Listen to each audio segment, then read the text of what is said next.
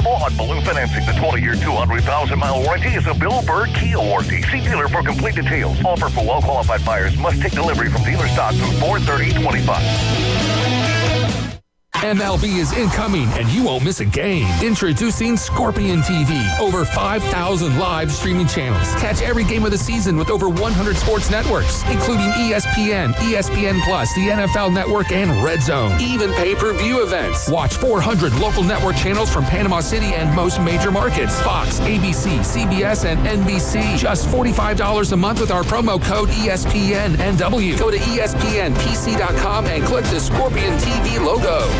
Experience a higher level of service. David Adamson Designer Jewelry has been providing you the very best of fine jewelry and repair in Lynn Haven for over 32 years. David has added Amber Anderson and Russ Klinger, names you've known and trusted in PCB for years with your fine jewelry and watch needs. Find that one-of-a-kind engagement ring, that special anniversary gift, or something colorful just for you. Amber and Russ will find it or build it for you. Serving Bay County and beyond in Lynn Haven at the corner of Ohio Avenue and 9th. David Adamson Designer Jewelry. Come experience the weird and wonderful world of El Weirdo, a brewery and taco pub in downtown Panama City on Oak Avenue. El Weirdo is serving up delicious street tacos, magical wizard fries, locally brewed beer, margaritas, and more, all surrounded by art, oddities, and all things weird. It's a feast for your eyes and your mouth. Visit El Weirdo in historic downtown Panama City today. El Weirdo, 24 West Oak Avenue, and online at elweirdodowntown.com. Dreaming of your perfect Florida home? Whether you're buying or selling, I'm here to make it easy. I'm Terry Callahan with Anchor Realty Florida, and I've helped many folks from first-time home buyers to retirees find success in the Bay County real estate market. I'd love to find just the right home and neighborhood to match your family's needs. Let's make your dream home on the Florida Panhandle a reality. Call or text me, Terry Callahan, at 850-919-5025. WGSX Lynn Haven, WVLQ Port St. Joe. Powered by Panama City Toyota, ESPN Northwest Florida. Broadcasting from the Gulf Plus Studios. It's the Inside Drive. It's the next evolution of sports talk radio. The biggest stories and the biggest reactions. Now. And now we're taking... With the first pick. This is the last ball you got to bat. The Inside Drive. From college to the pros. Interviews with the newsmakers, sports betting, your phone calls, and more. And now, The Inside Drive with Ryan Mulvey on ESPN Northwest Florida.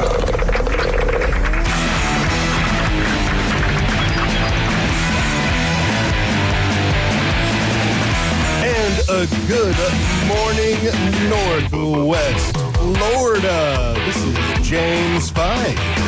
You are tuned into the Inside Drive right here on ESPN Northwest Florida 104.3 right here in beautiful Panama City. James Fife filling in for Ryan Mulvey on this beautiful Tuesday. Happy Tuesday to all of our listeners out there. And be sure to download our app so that way you can take us with you anywhere and everywhere you go. Go to the Android store, go to the Apple store, type in ESPN Northwest Florida, download the app, take us with you everywhere you go. And right now we do have a contest running on the app. It's really, really simple. You download the app, you hit the enter contest button, and you are entered. You got chances to win t-shirts from ESPN Northwest Florida, Golf Plus.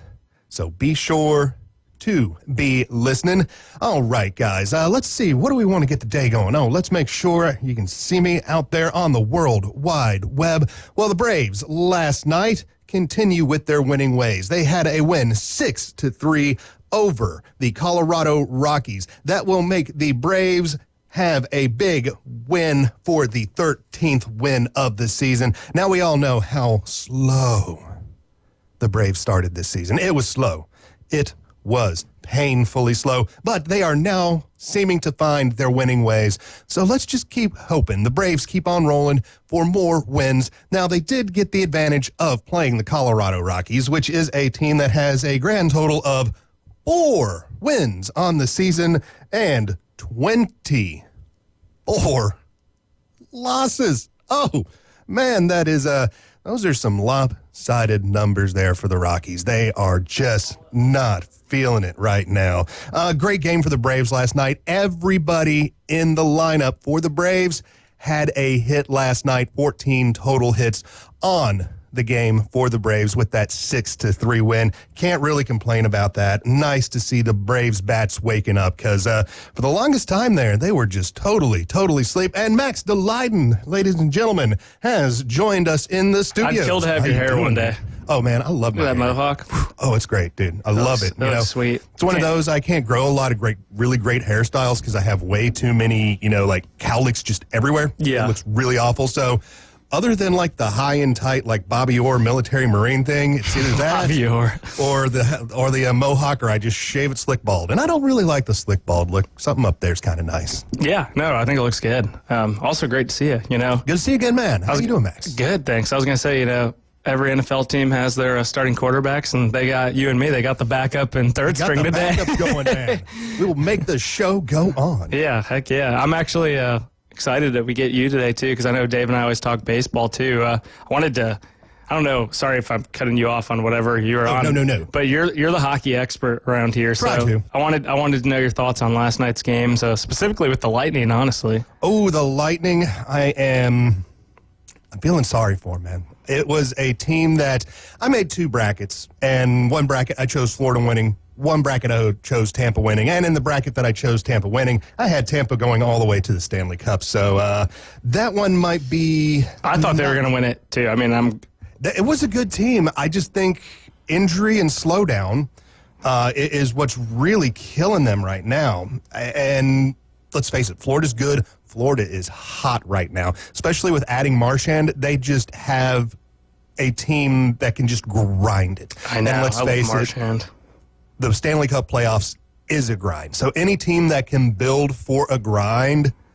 most of the times, most seasons, that grind will go and make you a deep playoff contender. Now, you can get teams out there that just love scoring, and that can get you pretty far, too. Yeah. Edmonton was that team last year. Didn't get them the win. No.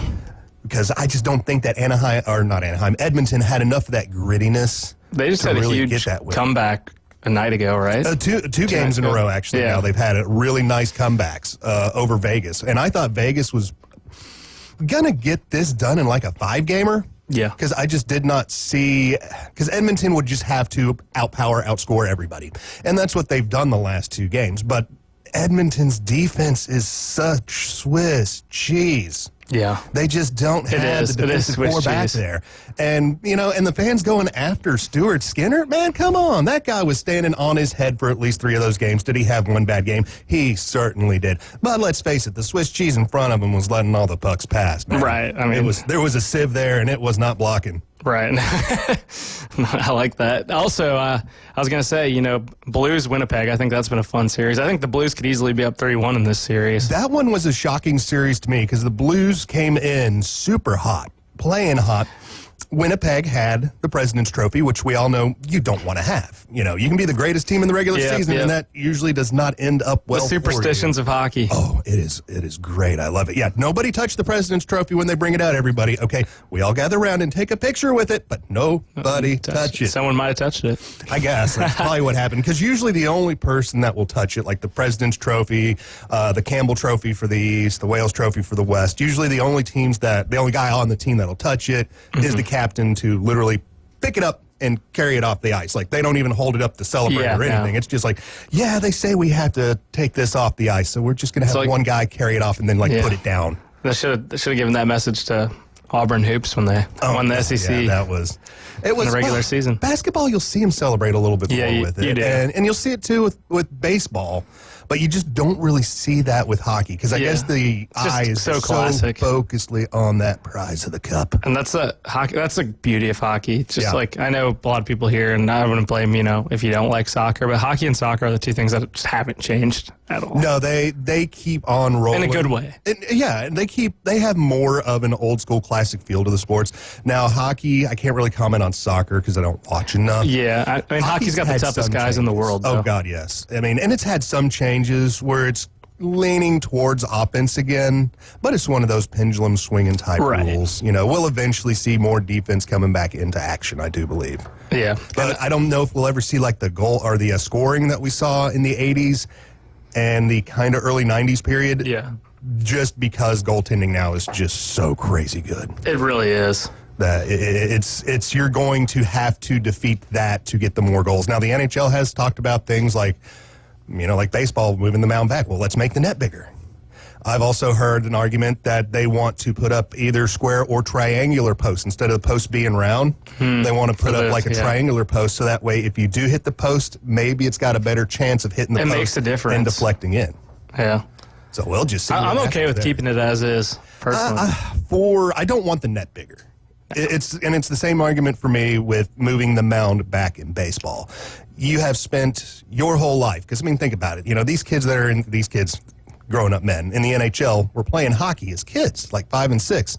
And even when you're a 6-year-old, you know, you're only 3 feet tall, but that net is still 6 feet by 4 feet. Yeah. So you're just so used to that size behind you. It's like when I'm in the net, I don't have to look back for the net because I just have a feel of where it is and where I am. And if you make that bigger, then I'm not going to have that same feel because it's like, okay, I know I'm on my right post now behind me, but if that post is now 6 inches further out, it makes all the difference. I'm no longer squared. So there's other things we can do that I'm not sure that they will do. Like, let's get rid of offsides. I mean, if we're really going to go up with scoring, take the blue lines out. Yeah. There we go. Take the blue lines out. That's a simple one to do. You already got rid of the red line to get rid of a lot of the 2-line passes. That's another one you can get rid of. Get rid of 2-line passes. Yeah. Because, I mean, the only way right now you see a 2-line pass is basically over the goal line, over the first blue line, because you can't go blue line to blue line or you're offsides. Right. So that's another way. You know, there's many things they could do. I don't see the NHL will do. Yeah. No, I think you're right. I love, too, I just love how some things that haven't changed are like, you know, setting the tone. I mean, like the Four Nations Cup. That was awesome. That was great. You know, I mean, horrible end result. Horrible that, you know, Jordan Bennington becomes the goalie right Fleury there. When he's in under the roof in Boston. I mean, hey, good familiar scenes for him. But yeah, I would have liked to win that. Still pretty mad at Austin Matthews for that one. That was... Should have carried Patrick Kane. Bring some veteran. I mean, the way I look at that one is if you look at that final picture, there's 4 guys in the corner for us in overtime, and there's this guy named Connor McDavid standing alone in front of the net by himself. And do you know what happens when you leave the most prominent goal scorer right now that we got in front of the net with nobody there?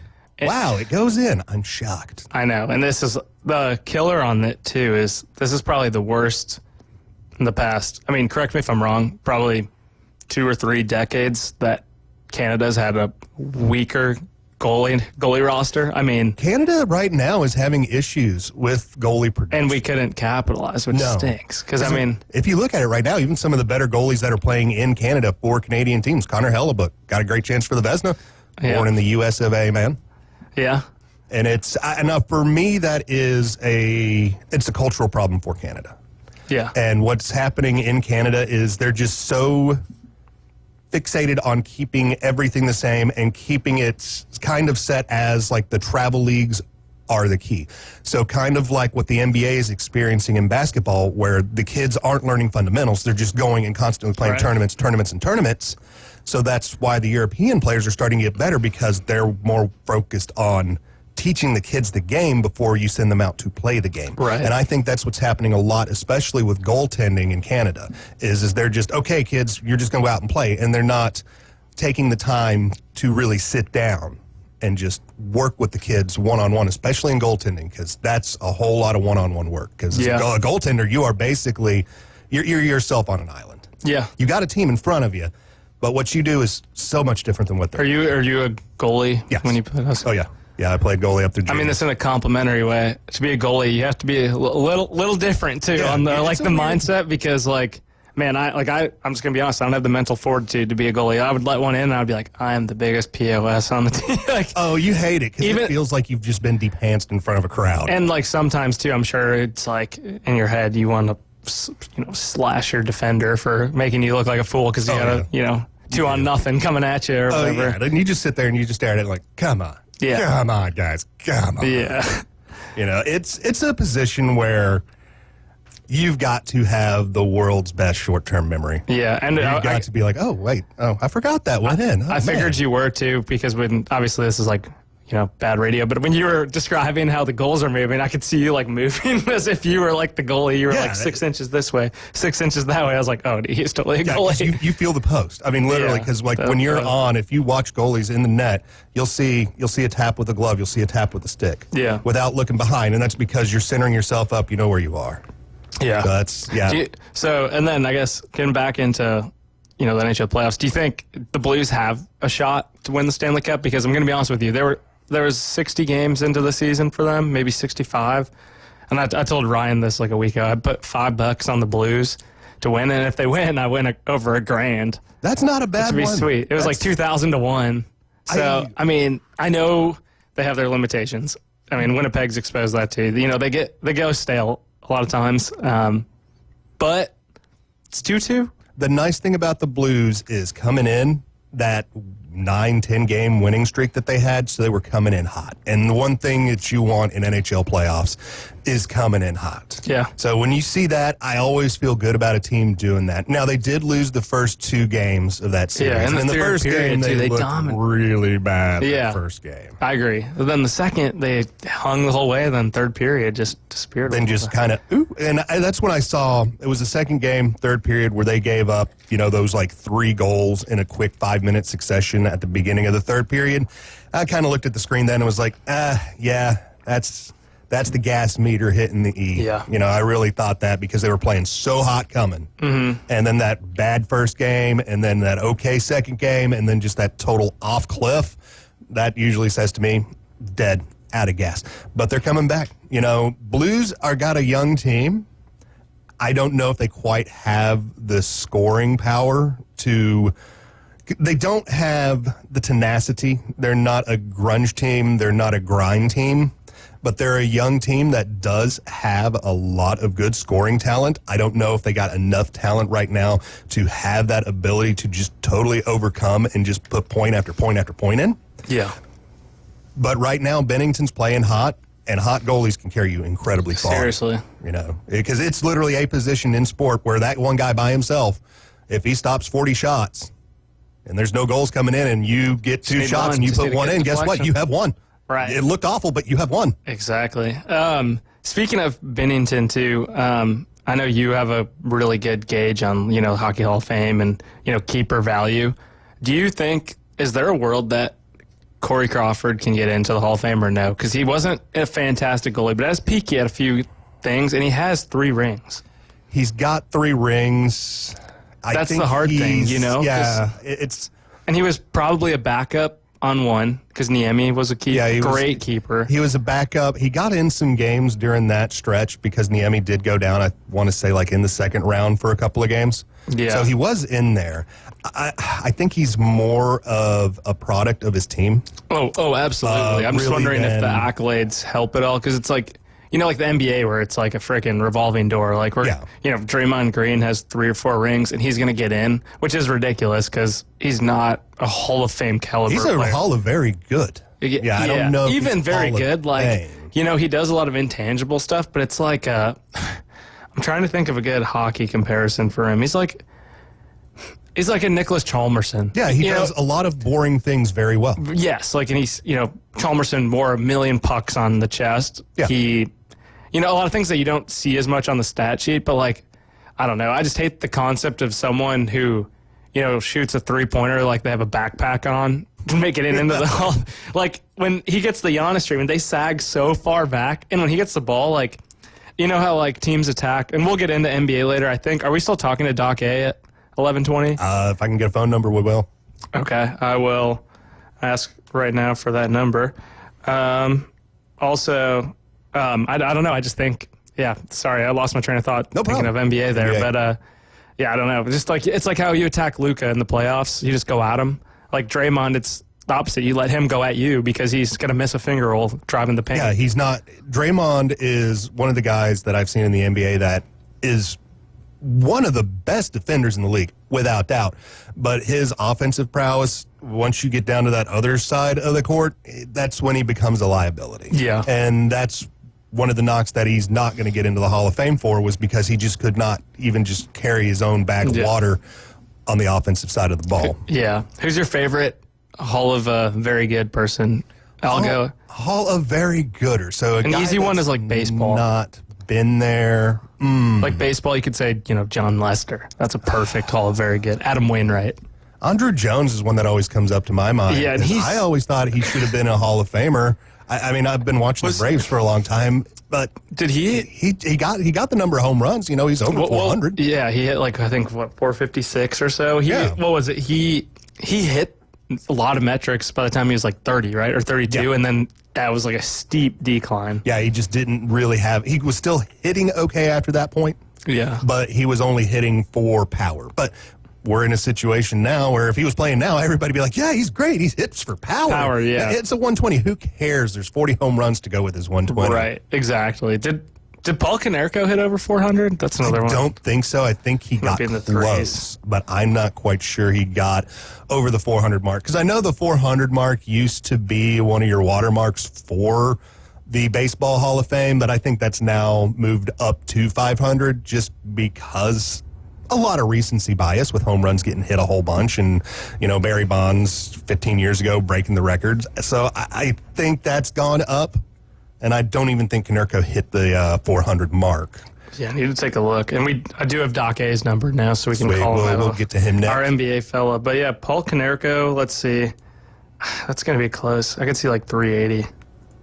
Yeah, I'm going to say he was somewhere. 439. Well, there we go. Let's see. Was he better than Andruw Jones? People are asking. 439 homers, 279. I'm not a WAR guy, so I'm going to.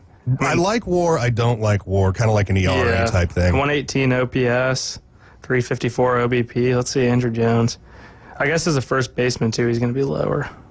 Going to be lower. You're not going to have the same kind of defensive WAR. Yeah, Andruw Jones has nearly triple the WAR. Well, out in center. 10 times. Okay, he was better. 10-time Gold Glove.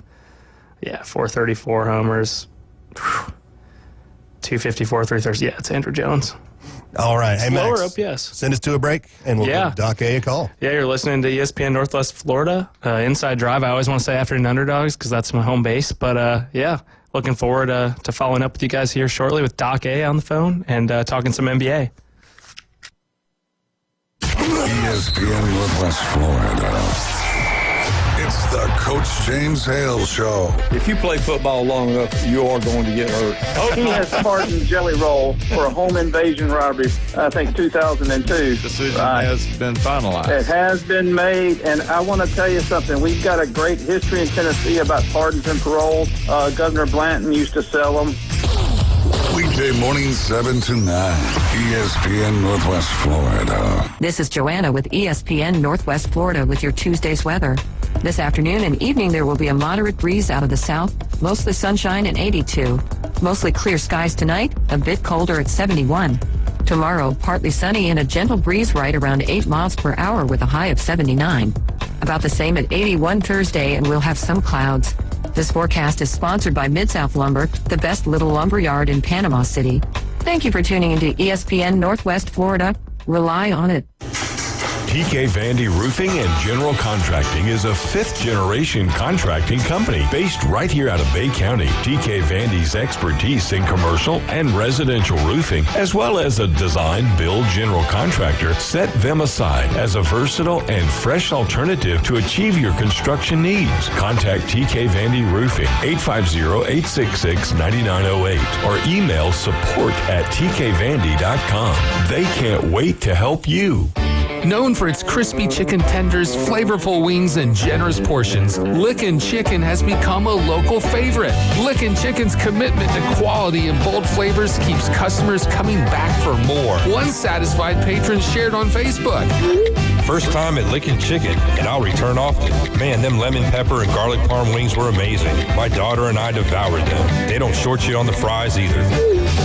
Lickin' Chicken, 1320 North Tyndall Parkway. Now back to the Inside Drive, live and local from the Gulf Plus studios. Spreads, picks, and parlays. Get the breaking news, insider angles, and expertise so you can run your game. I told y'all to run that. And now the Inside Drive with Ryan Mulvey, ESPN Northwest Florida.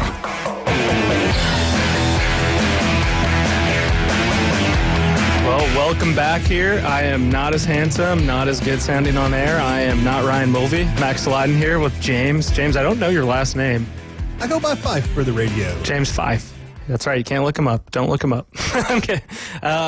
We're fortunate enough here to have one of Ryan's top guests here, Doc A, NBA expert on the line. I actually am really excited for this because I have been consuming an ungodly amount of NBA playoffs. So this is more, I think maybe a little more in my wheelhouse. So definitely more than NHL. Doc A, are you with us? I'm here. Well, Doc, I'm curious to hear your thoughts on last night's game, specifically over Rockets Warriors. I know, tale as old as time. Steph taking it to the Rockets. So I'm curious your thoughts on how that series played out last night. I think it was one of the best games we've had in these playoffs, and along those same lines, these playoffs, in my opinion, have been pretty awesome, pretty fun. Hopefully, it's bringing some people who don't watch a lot of NBA into the circle and watching them, because they've been very entertaining for the most part. Jimmy Butler returned from his back injury, his lower back, and that was a key for them. Brandon Podziemski, I thought, played really, really well, and the Warriors are just too experienced, I think, between Draymond and Jimmy and Steph Curry, and Steve Kerr's got the playoff pedigree as well. So going against the Rockets team that's never been there, a really good Rockets team, I might add. I love this Rockets team. I just think it's a year or two early to get excited about them. So I thought it was a great game of the playoffs. No, I agree. I actually enjoyed Saturday nights as well. Just seeing Steph just take over. But with the Rockets, it's interesting because they really do run, 9 or 10 deep, and I feel like almost everyone's pretty similar skill level on their team outside of, Thompson's going to be extremely special. I think.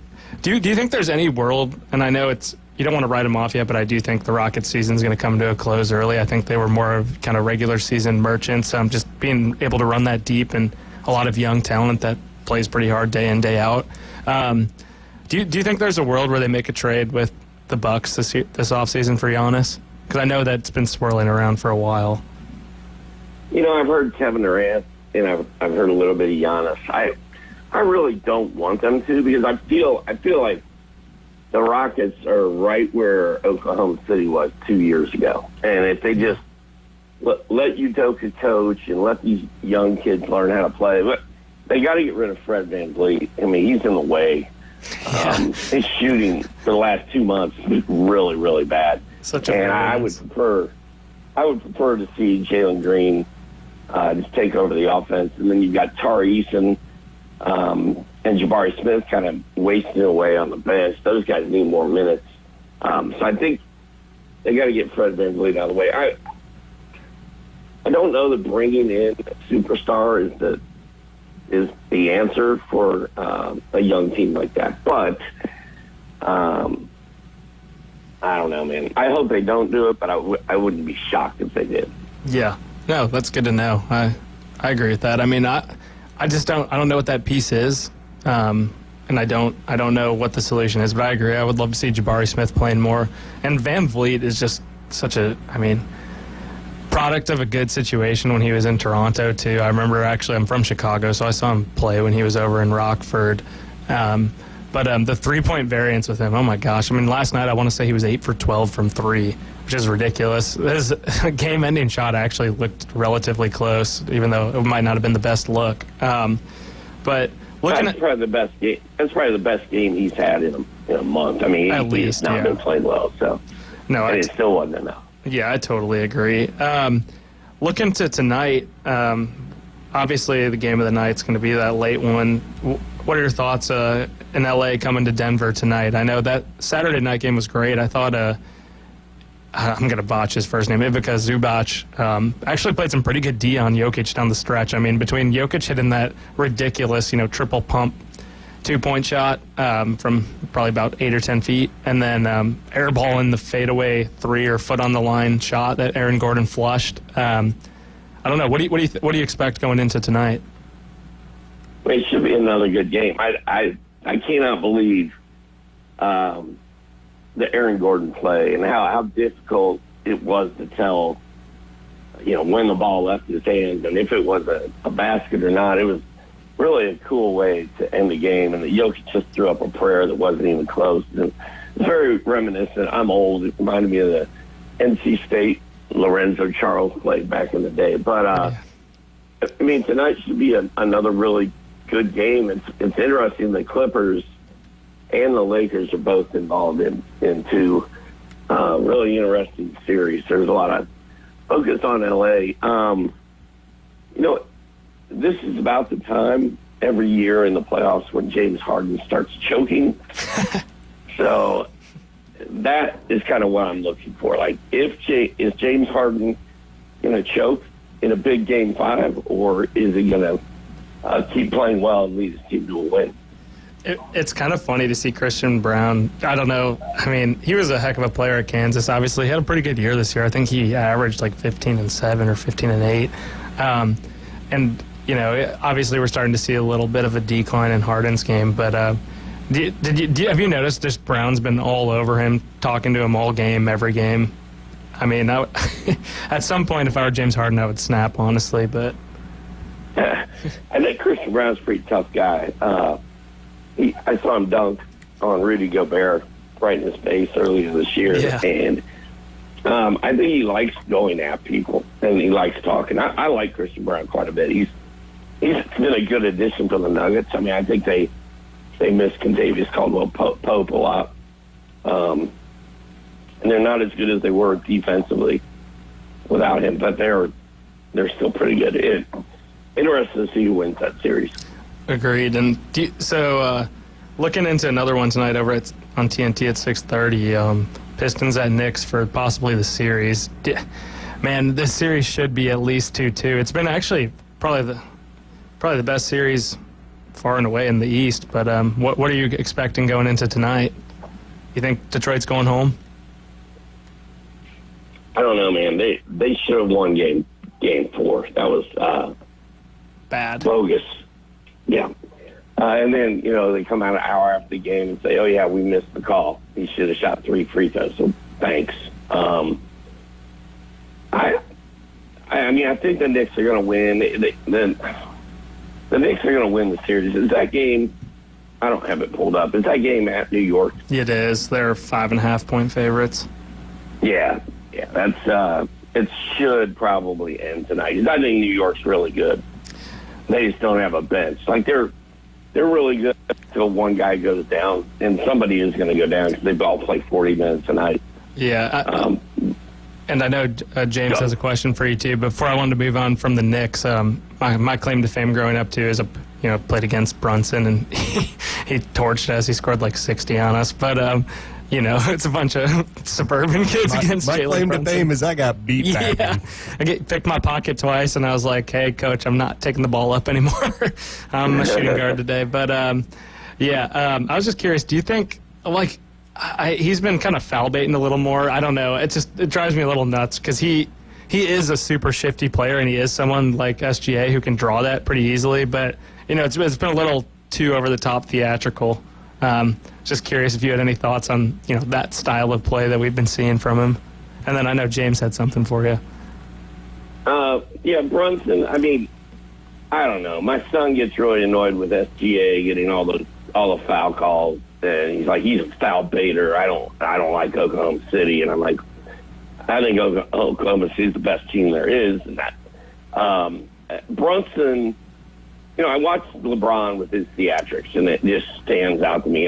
Brunson hasn't really rubbed me the wrong way, but maybe I have been paying close enough attention to it. And then again, he didn't pick my pocket when I was a kid either. Yeah, no, that's fair. That's fair. All right, Doc A, this is James here. Got a question for you. My Magic tonight are taking on the Boston Celtics. What do my Magic need to do to get to Game 6, and will Franz have more than 25 points? Is that what his over-under is? I have not looked it up, but that's what I was taking it as because he's been putting in 24 on average for the series. Yeah. It should be 24.5 or 25.5. Yeah, I don't think there's anything the Magic can do. I'm surprised they won a game, honestly. Banchero's incredible. Wagner's playing really well, but this three-headed, invisible point guard they've got is completely broken. Their role players aren't very good. They do play good defense. Like, the Magic is a good defensive team. I don't think the Celtics are the best team in these playoffs, but they're just not going to lose to the Magic. I just don't see how it's possible. Tonight is it's at Boston, and they're favored by 11.5, right? That is correct. Yeah. They might cover the spread. But I don't think they're going to win. I wish I could tell you what I thought they needed to do to win the game, but some guard play would be nice. If one of those 3-point guards could actually do something, it might help their cause. Anthony Black and Cole Anthony, and I can't even remember the other one off the top of my head. But is Franz going to score over 25? Not on the road. I would take the under there. Yeah, the only way I really see the Magic winning this one is if the defense just absolutely bows up and has a shutout, which I don't think the NBA's ever had a shutout, so I don't like my chances. I kind of like the game under tonight. Over at 199. Yeah.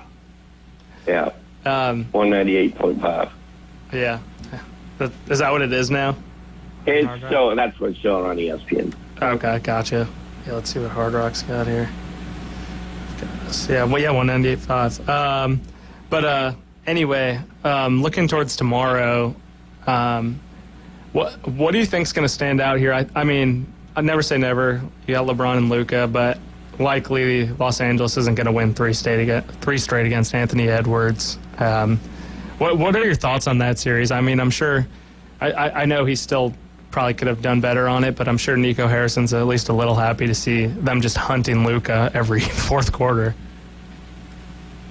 Yeah, I mean, he had 5 guys on at the end of that game the other day, and I was really upset because I'm a Luka guy, so now I guess I'm sort of a Lakers guy, which I never have been before in my life. But the fact that they didn't make that foul call against the Knicks in Detroit, and then they called that reach in on LeBron where he barely got in his hand, like that made me pretty mad because that should have been Lakers ball. They had a chance to win.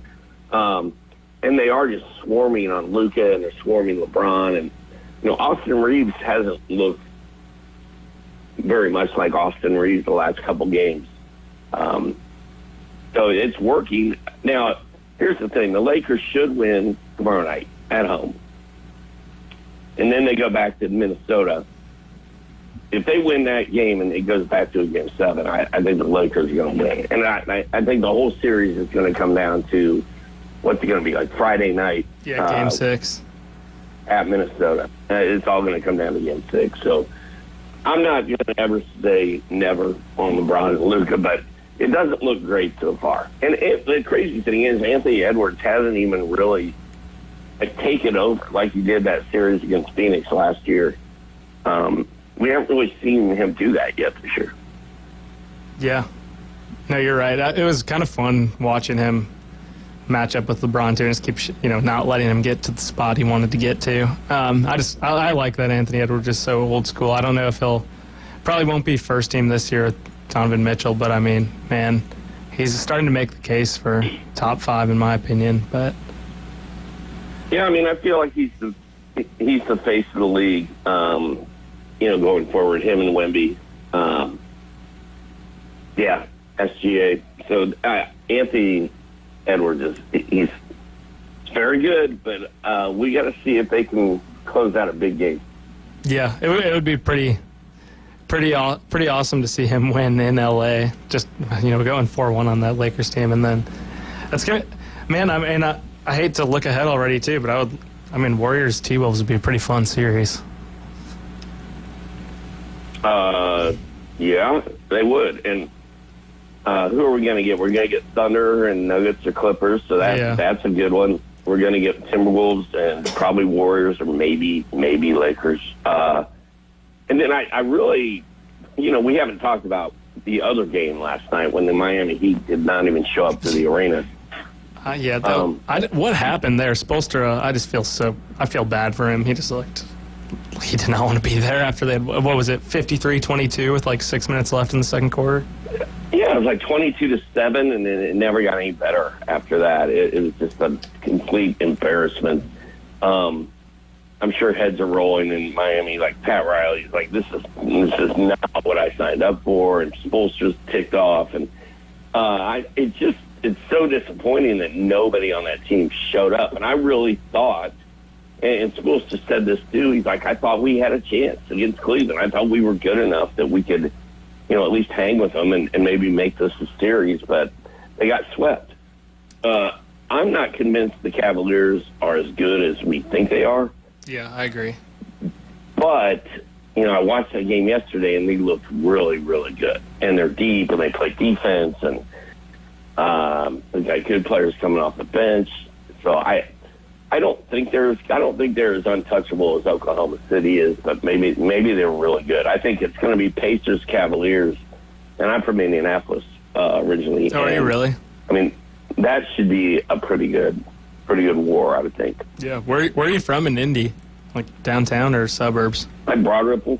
Okay, yeah. My college roommate's from Fishers. Went to IU, go Hoosiers. I lived in Fishers before we sold our house and moved to Georgia. Oh, no way. Yeah, it's a great area. Yeah. So are you a Hoosier Hoops fan or no? I'm a Colts fan. I'm a Pacer fan. I'm rooting for IU because my parents went there. Gotcha. But I've also always loved Atlanta and Dominique Wilkins and the Braves, Braves and Hawks and all that. So yeah, no, that's fair. Good to know.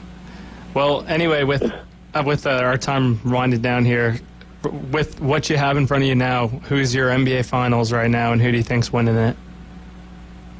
Well, I said the Thunder last July, so I'm sticking with the Thunder winning it all. I'm sticking with SGA being the MVP. And I had my preseason, before the season start, prediction was Thunder versus Knicks. Okay. Which, right this second, it doesn't look terrible, but the Knicks are going to have to play Boston, and that would be a big win for them if they get out of that. And then they have to play the Pacers or the Cavaliers. That would be big. So I'd say the Knicks are a long shot, and they're not the favorite. I'm going to go with Boston. Okay. Coming out of the East, if I'm betting on it today. But my heart is hoping that it's the Knicks because that's what I predicted preseason. Yeah, because then it's one of those times you look back like, yeah, that was so smart. July of 24. Right. The Thunder are great though, man. The Thunder are so good, and I think if Houston doesn't screw this up and they keep Ime Udoka and they don't throw Kevin Durant in the middle of it or Giannis, maybe adding Giannis would be good for them. I don't know, but if they don't screw it up, they're going to be doing this in 2 years. Yeah. No. Yeah. And what do they have? What do their picks look like for this upcoming draft? Oh, I don't know. I haven't looked at it. I'd be curious, yeah, because I know Presti still has like 12 picks in OKC. So. Yeah, I really don't have a handle on that. I don't really cover the draft, so I don't have a. I'm just a fantasy guy. I'm a numbers player guy. They have the Suns pick, so they'll probably have a top 10 pick. They have the Suns? Yeah. Ooh, that's good. The Suns are, oh man, being a Suns fan's a dark place right now. The Suns have the Cavs pick, so they'll get like the 20. Budenholzer was such a disaster for them, and that three-headed monster was horrible. Yeah. Bradley Beal, I just don't know why any NBA team thinks he's going to lead you anywhere, but yeah, whatever. Yeah, they're good, man.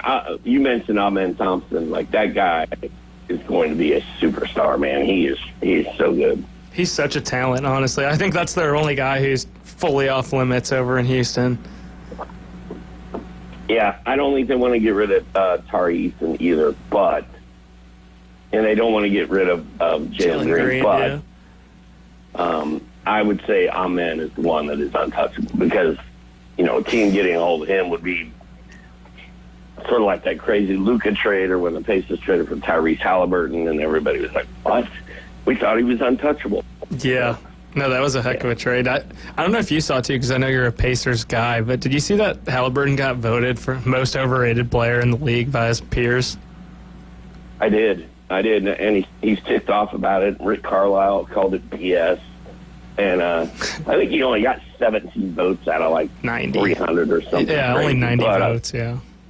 90 votes. And but he, if that's what the league thinks of him, and there are times when he does look overrated because this season, if you go through his game log, there were games where he just totally disappeared and didn't do anything, and then there's other times he looks like the best player in the league. So I kind of get it, and if he wants to use it as motivation, and the Pacers going to use it as motivation, more power to him. I'm down with it. But I love Tyrese Halliburton. He's baller. Yeah, I agree. And, he doesn't have a lot of the support pieces that a lot of the other guys on that list had. So, if you get a couple good defenders on the team who can just face guard them all night, it's not going to be a great showing every night. But, James, are we good on time? Or we can take a break. You can keep on going for another minute if you like. Oh, there you go. Well, Doc A, thanks for your time. We appreciate it. As always, invaluable insight. I love listening to when Ryan and you speak on air as well. Hope I filled in okay. I came in from the bullpen today, so.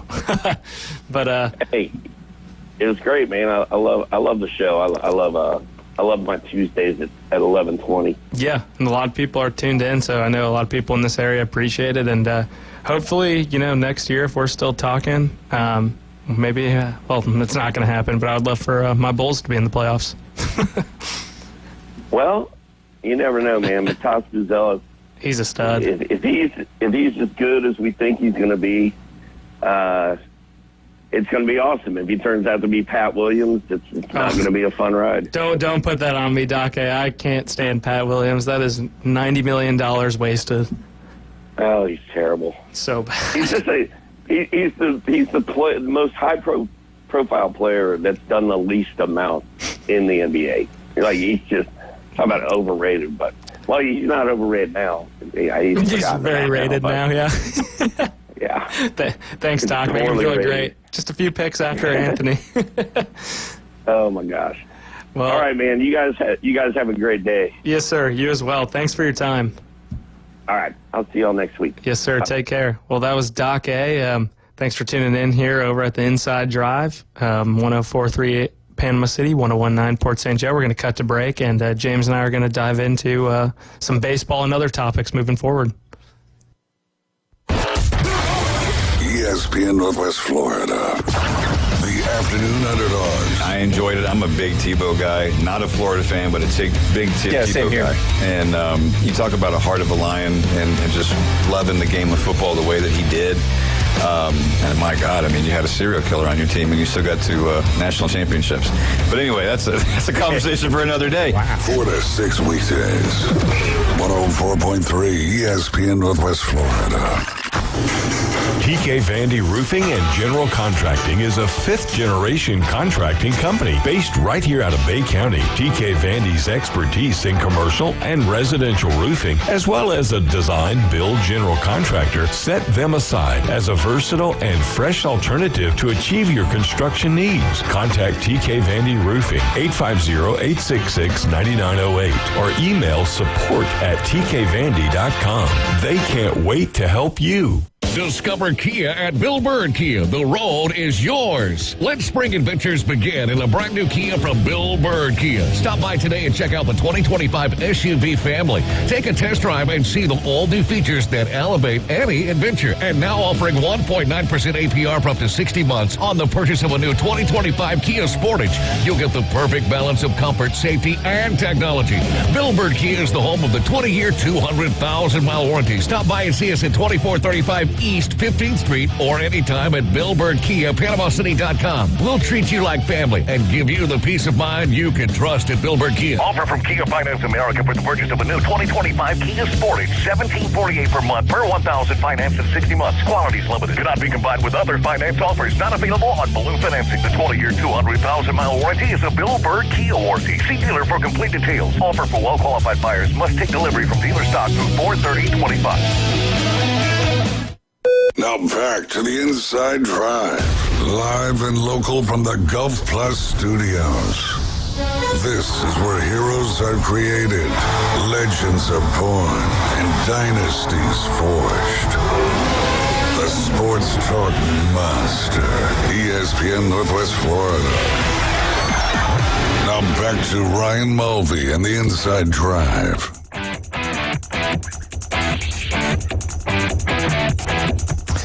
And we're back. I'm still not Ryan Mulvey, and that's still not Dave in the studio. We got James today. Yeah, you're here on the Inside Drive, 104.3 Panama City, 101.9 Port St. Joe, covering the greatest coast in America. Anyway, James, let's hop into some baseball. How about it? Baseball. I don't know. Have you been watching a good bit of baseball this year? Or I know with hockey it's hard too for you. Yeah, I've been trying to watch what I could. I got a TV set up in my house that allows me to watch more than one game at a time. So it's usually when there's not, two hockey games going on at once that I'm really into, I'll try to catch some baseball. Mostly the Cubs, of course, but any other game that looks of interest to me, I'll get a good tune into and just enjoy watching the game because I just love baseball as a great, I don't want to say time waster, but that's what I'm doing. I'm just wasting some time watching some good baseball and loving it. It's America's pastime, baby. It's been a good season so far, too. I know the Cubs have had the toughest schedule, still in first place. Cubs had a tough schedule. Cubs are still rocking in first place in the Central, 17-12. Yeah. Only a one-game lead over the Reds, though, at 16-13. Did not see the Reds. I saw the Reds being good this year. Yeah, they're frisky. But I really didn't see the Reds, wanting to hang out at the top of the Central. So, I'm glad to see it because they have been just so bad for so long. Yeah, and, you don't want to take away from it, but fun fact for you, Cubs have played 0 teams below 500 this year. I can believe that. The Reds have played 17 games of teams below 500, which I know it's early in the season. Yeah. And I'm not trying to take away from the Reds. However, it is of sweet benefit that we've played teams with a winning percentage of about 670, and the rest of the season right now, obviously, it's still so early. We're not even... And you're still winning, too. We're 20% into the season, not even. And, we have the easiest schedule down the road here, so... Well, you'd figure it'd be getting easier because you can only play the Dodgers so many times. Team, now what? Once now? Twice. Yeah, we still have, And it's there's no excuses to be made, but with the but preface, whenever you got to put that preface in front. But the Cubs did have to go to Japan and face Ohtani and Sasaki in their backyard, and you come back a week later, and no one else has started their season. So you get an opening day ace twice in a row. So we went from Yamamoto, my apologies. Yamamoto, who is probably the front runner for the Cy right now besides Skeens and maybe Hunter Green. Yep. And then you got Zach Gallen, another guy who's always in the Cy hunt. But I don't know. I'm optimistic about the Cubs. There's some glaring holes. Got to fill third base still. Matt Shaw hopefully can come up. Losing Justin Steele for the year is awful. That's like the heart and soul right there in the staff. We don't have the one thing I will say about the Cubs is we don't have a lot of personalities right now. We have a lot of very chill dudes. You got Ian Happ. Got PCA. If I was not a Cubs fan, I probably wouldn't love PCA. He's a little confident. You can have it though. Yeah, if you back it up. Look at his April. I agree. He actually turned down 2 weeks ago. This was rumored, but I would believe it's true. He turned down a $75 million extension. It just depends on how long it was for. Speaking of bad bets on yourself, though, this clip keeps resurfacing now that he got sent down to AAA. Jared Kelenic, 2021, Mariners offered him a pretty lengthy 6-year extension outside of his arbitration years. And he said, he talked to the union, talked to his people, and they said, bet on yourself. How did that bad bet. out? Bad bet. Yeah. He went to Atlanta, got yelled at, and then kind of jogged, and then got sent down. Yeah, and it's like he wears his emotions on his sleeve, and he has all the talent in the world, and I don't know what's not clicking and not being able to hit a certain side of pitchers. But, sometimes you win, sometimes you lose, so we'll see if it works out for PCA. I mean, it worked out for some people. Like, I'm pretty sure Eloy over on the White Sox on the south side, Luis Robert, he got like 8 years, $100 million. That's looking pretty good for him because he's hitting there. He has really fallen off. But anyway, I don't know. It's interesting. Do you think we'll extend Kyle Tucker? It's one of those things that you see, sometimes you see a change being good. Like, you just need a change of scenery, things will improve. And then sometimes you're like, I just need that change of scenery. And then that change of scenery is just dark and dusky and not real pretty. I think that's what might have happened to Kelenic because, sometimes the change of scenery isn't the best thing for you. And if you can't excel in Atlanta, that's some of the best player development right now in the league even they made Orlando Arcia look good. He got an all-star nod. He got all-stars, yes. Orlando Braves Arcia are doing well in terms of, look what A's doing. They are producing players. They're going and they're getting players, especially in the international pools, young guys, and then just making them all-stars. Yeah, and extending them early. Really seeing with the Braves is they're starting to get into an injury proneness each season, similar to what I saw with the Titans a couple of years ago. Now, I don't know if that's just bad luck, because injuries are bad luck. Mm-hmm. It can also until they become. Is it just? Are we overtraining them? Are we not overtraining them? Are we doing too many kind of weird exercises that we're putting strain on some of these issues that we're seeing? That I don't know.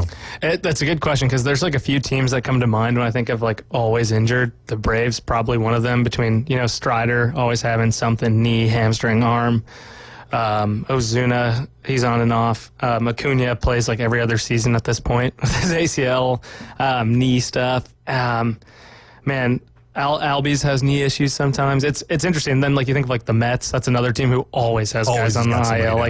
And if you're aware of, Frank the Tank Fleming on social media, he will let you know that the Mets are always hurt.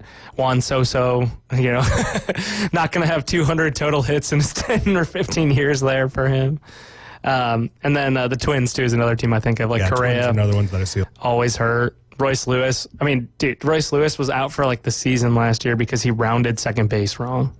You can step on that bag wrong and twist an ankle or something. I'm pretty sure he was celebrating like it was like a home run jog though too. It wasn't even like an accelerating. That's the worst. Like when Edwin Diaz went down a few years ago with just jumping up and down for acceleration. Yay! Oh, I just threw out the ACL. Yeah, that's brutal. So I don't know. I think this is going to be a good season.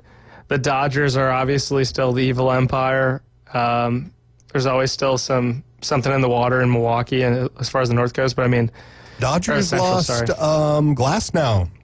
Yeah. Injured list now. He is Glass. Shoulder tightness, or shoulder inflammation, I believe was the direct word. Have you seen his recent injury list, too, of things that have... Oh, since he's gotten to, even before he got to the Dodgers, it was just a constant. He'd come back for 5 games, and then he'd be on the 15-day DL. I need to find this. It was like, this is just what happens after you turn 30. And, here it is.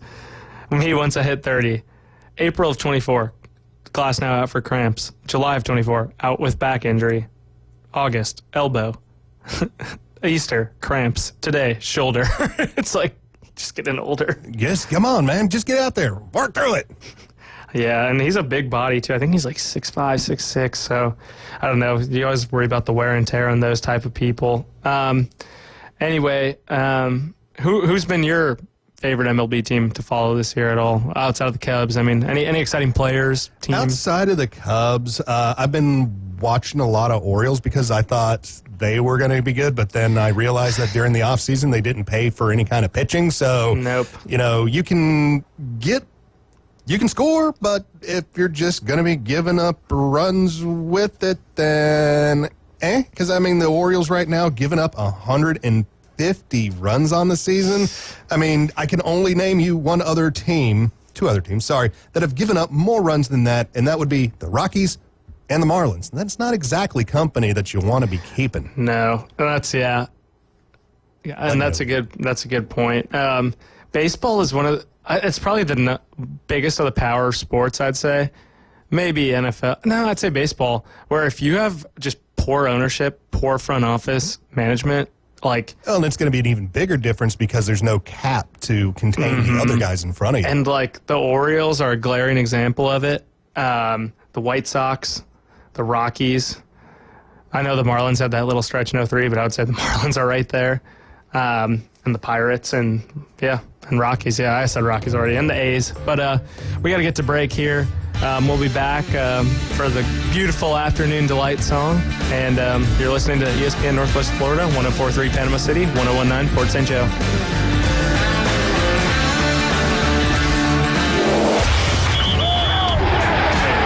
Keep the game going with ESPN Northwest Florida. Just because you get out of the car doesn't mean the Sports Talk and Live play-by-play have to end. Just say, hey, Alexa, open ESPN Northwest Florida. From Michigan Avenue to the man cave, from the car to the kitchen, we've got you covered. Keep the game going. Hey, Alexa, open ESPN Northwest Florida. This is Joanna with ESPN Northwest Florida with your Tuesday's weather. This afternoon and evening, there will be a moderate breeze out of the south, mostly sunshine and 82. Mostly clear skies tonight, a bit colder at 71. Tomorrow, partly sunny and a gentle breeze right around 8 miles per hour with a high of 79. About the same at 81 Thursday, and we'll have some clouds. This forecast is sponsored by Mid-South Lumber, the best little lumber yard in Panama City. Thank you for tuning into ESPN Northwest Florida. Rely on it. Golf is a game that should be fun, but to have the most fun, you need to play your best. That's where the experts at Golf Plus come in. Their friendly staff will guide you through the buying process, answer all your questions, and can help with any repairs you need along the way. Golf Plus is your custom fitting, club repair, and golf retail shop. Golf Plus staff is non-commissioned and will work with you to find the best product for your game, just like they've been doing since 1988. Golf Plus in Dothan and Panama City Beach. Fitting, repair, retail. That's Golf Plus. WGSX Lynn Haven, WVLQ Port St. Joe. Powered by Panama City Toyota. And that's out of the ballpark. ESPN Northwest Florida. It's David Hayes from ESPN Northwest Florida. If you've been in an accident, here's something I tell people all the time. Right after you call your insurance, call Jed Lawyers. They know how to jump in early, deal with the adjusters, and protect you from the start. You don't pay a thing unless they win. And yeah, they're right here downtown. Call 850-852-0000 or go to jedwins.com. Broadcasting from the Golf Plus studios, it's the Inside Drive. Skyrockets in flight. And now, the Afternoon Delight Debrief with the three degenerates from the Inside Drive. Afternoon Delight. ESPN Northwest Florida.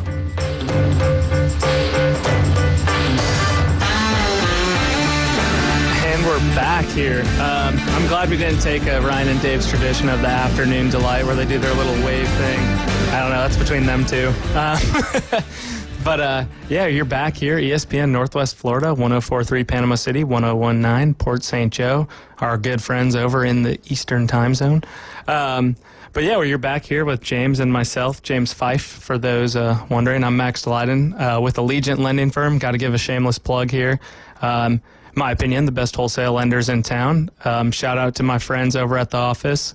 Emily Byers, our lovely processor, holding down fort for us right now. But yeah, if you need a good condo, single family, investment property loan, HELOC, refi, give us a call, 850-565-1160. We will take care of you. We can outprice the local banks, credit unions, retail lenders, you name it. We will be the most competitive pricing. And you can hold me to that. Anyway, James, let's get into some afternoon delights here. A little curve from the sports world, but I know you have a few things you wanted to get into. Curve. Got a Florida man-ish story, and I got a kind of even sports story afternoon delight that we will get into. But let's start off with everybody that we love. We all love Florida Man, right? Because you can't beat Florida Man while being a Florida man yourself.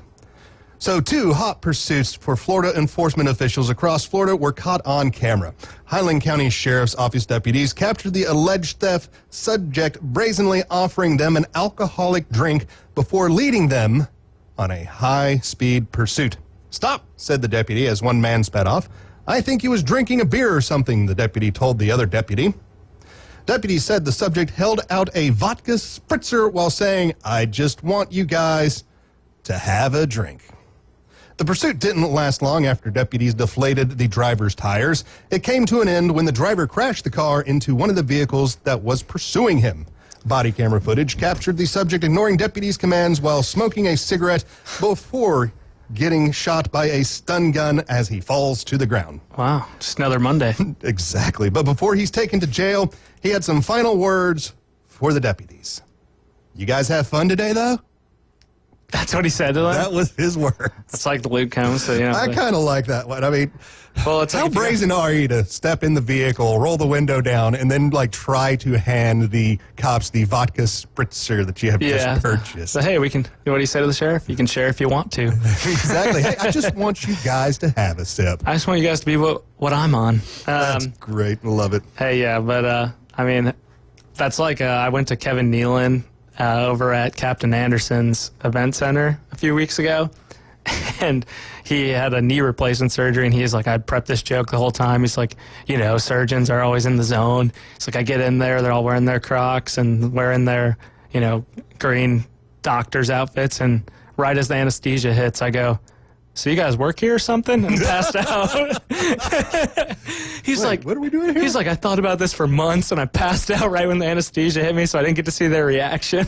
That's great. I'm sure they looked around like I don't know, do we work here? He's like, "Is this the guy from Daddy Daycare?" I'm confused now. This is my other job. This isn't my real job. What? That's what that story reminded me of. Like, that's just good humor.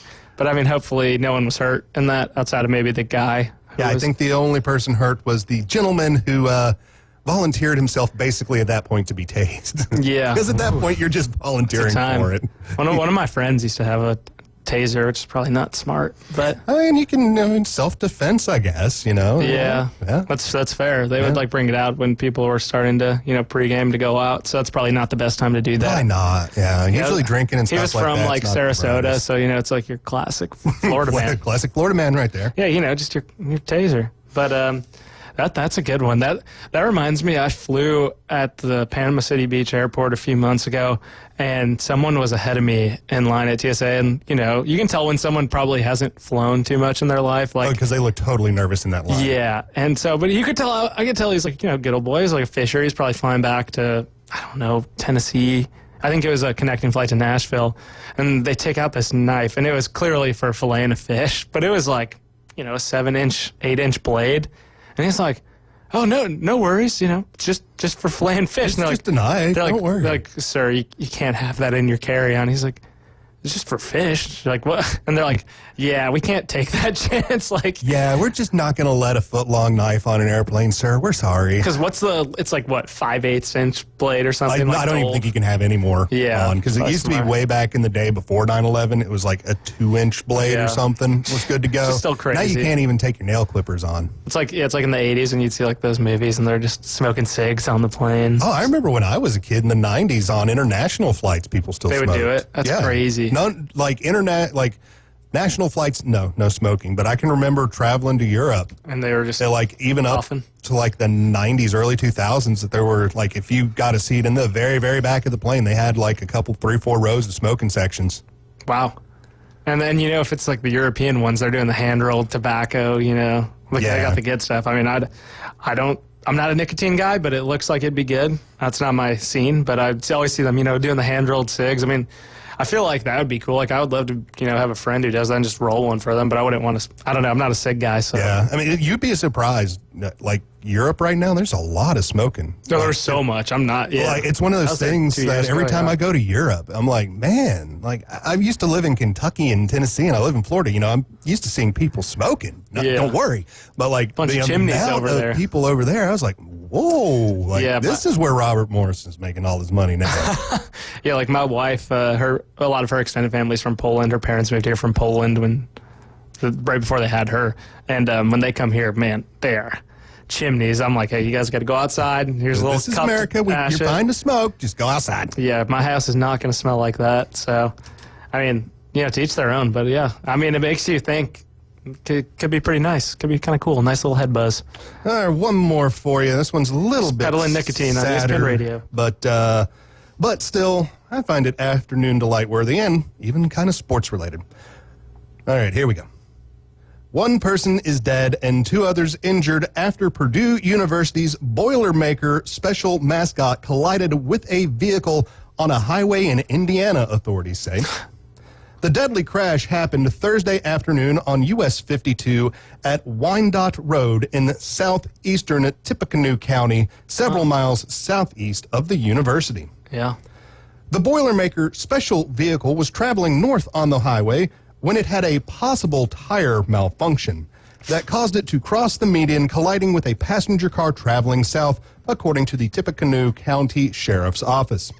The driver and passenger vehicle died, the sheriff's office said. The person's identity has not yet been released pending family notification, authorities said. No one else was in the vehicle. The Purdue students, the 20-year-old driver and the Boilermaker special, and the 22-year-old passenger were transported to a local hospital with non-life-threatening injuries, authorities say. They have since been treated and released, according to the university. We can confirm our Boilermaker special was involved in a serious multi-vehicle accident, the university said in a statement. Our thoughts are with those who were impacted by this incident. The Tippecanoe Sheriff's Office is investigating with assistance from the Indiana State Police Commercial Vehicle Division, the Sheriff's Office has said. The Sheriff's Office is continuing with the investigation into any additional mechanical issues that may be related to the fatal crash, the Tippecanoe County Sheriff's Office said in a statement on Friday. Toxicology exams will be conducted for both parties as part of the investigation, the Sheriff's Office said. The Boilermaker Special is a vehicle that resembles a Victorian-era steam locomotive, is Purdue's official mascot. It travels to away football games and can drive up to 75 miles per hour, according to the school. Wow. Just, you know what? I'm way too biased to weigh in on this story. Just Purdue doing dumb Purdue things. I don't know if it was anything dumb other than, nobody checked the tires before you went out on a kind of weird-looking vehicle. It's just... I guess it's technically roadworthy because the thing's probably what? It's probably like an F-150. Yeah, that they maybe. just take the body off and throw something over it. I'm sure that's what they're doing, so it's probably roadworthy.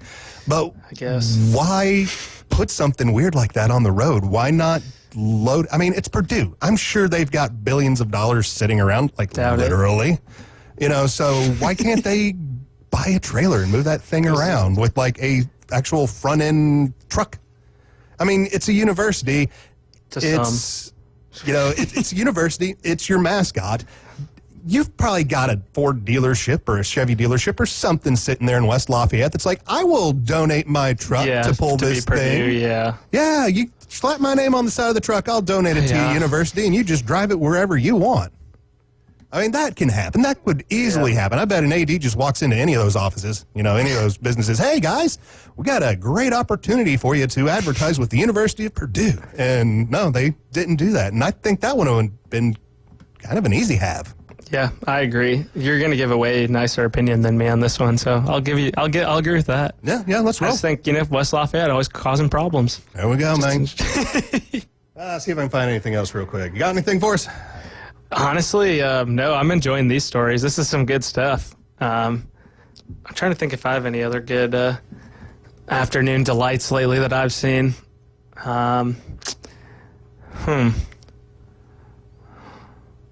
Yeah, that's what I got right now without going into things that I have used before on an airwave. So okay, on our airwaves fair. here even because I gave us some afternoon delights yesterday. So that's fair. So we're good to go. Have you?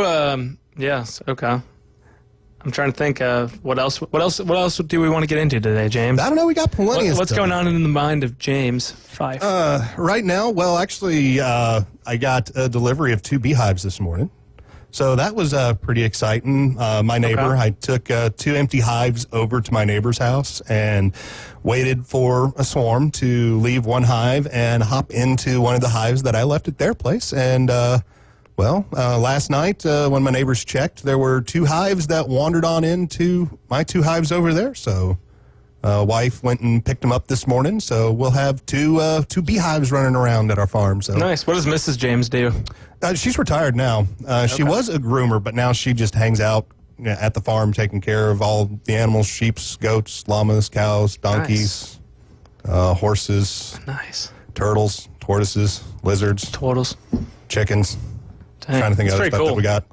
Where are you guys? Are you guys up in Chipley? We're in Fountain. Fountain. Nice. Yeah. Nice. Yeah, we're just barely inside Bay County. Like my property backs up to Washington County, so I can throw stones at my house and we can land into the other county out there. So that's pretty awesome. Always happy to have that. Getting bees back, something I've been looking forward to, because in Kentucky we had, I'd say, 30, 40 beehives. So it's something I How much honey enjoy can you doing. drum up from that? So you could get, during the summer, each hive, depending on how strong it is, I was usually getting between 15 to 20 gallons per hive every year. And that's, you take usually twice a year, you take a box off, and the crazy thing is you'll take one of these empty boxes, put it on a hive, box being empty probably weighs about 8-9 pounds. When you take it off after it's been filled with honey, somewhere between 60 to 90 pounds, depending on how much they've packed in there. Wow. So it's. Do you sell it or do you keep it for yourself? I sell it. Back in the day, I used to sell it. I always make sure you keep enough for yourself, kids, especially if you're growing something. Make sure you keep enough for yourself. But, I was selling honey. I was selling wax, because some people like to buy the wax in the honey. Sure. I have little pollen catchers. Basically, it's like these little brushes that stick out, and it'll rub the bee's legs, and it'll drop some pollen off. Really? And you can sell pollen to people. I don't do a lot of that because the pollen is a heavy protein for the bees. Yeah. So I don't really want to take away their protein source, because I could feed them other things. Yeah. But I just prefer them to take their originals. Yeah, fair enough.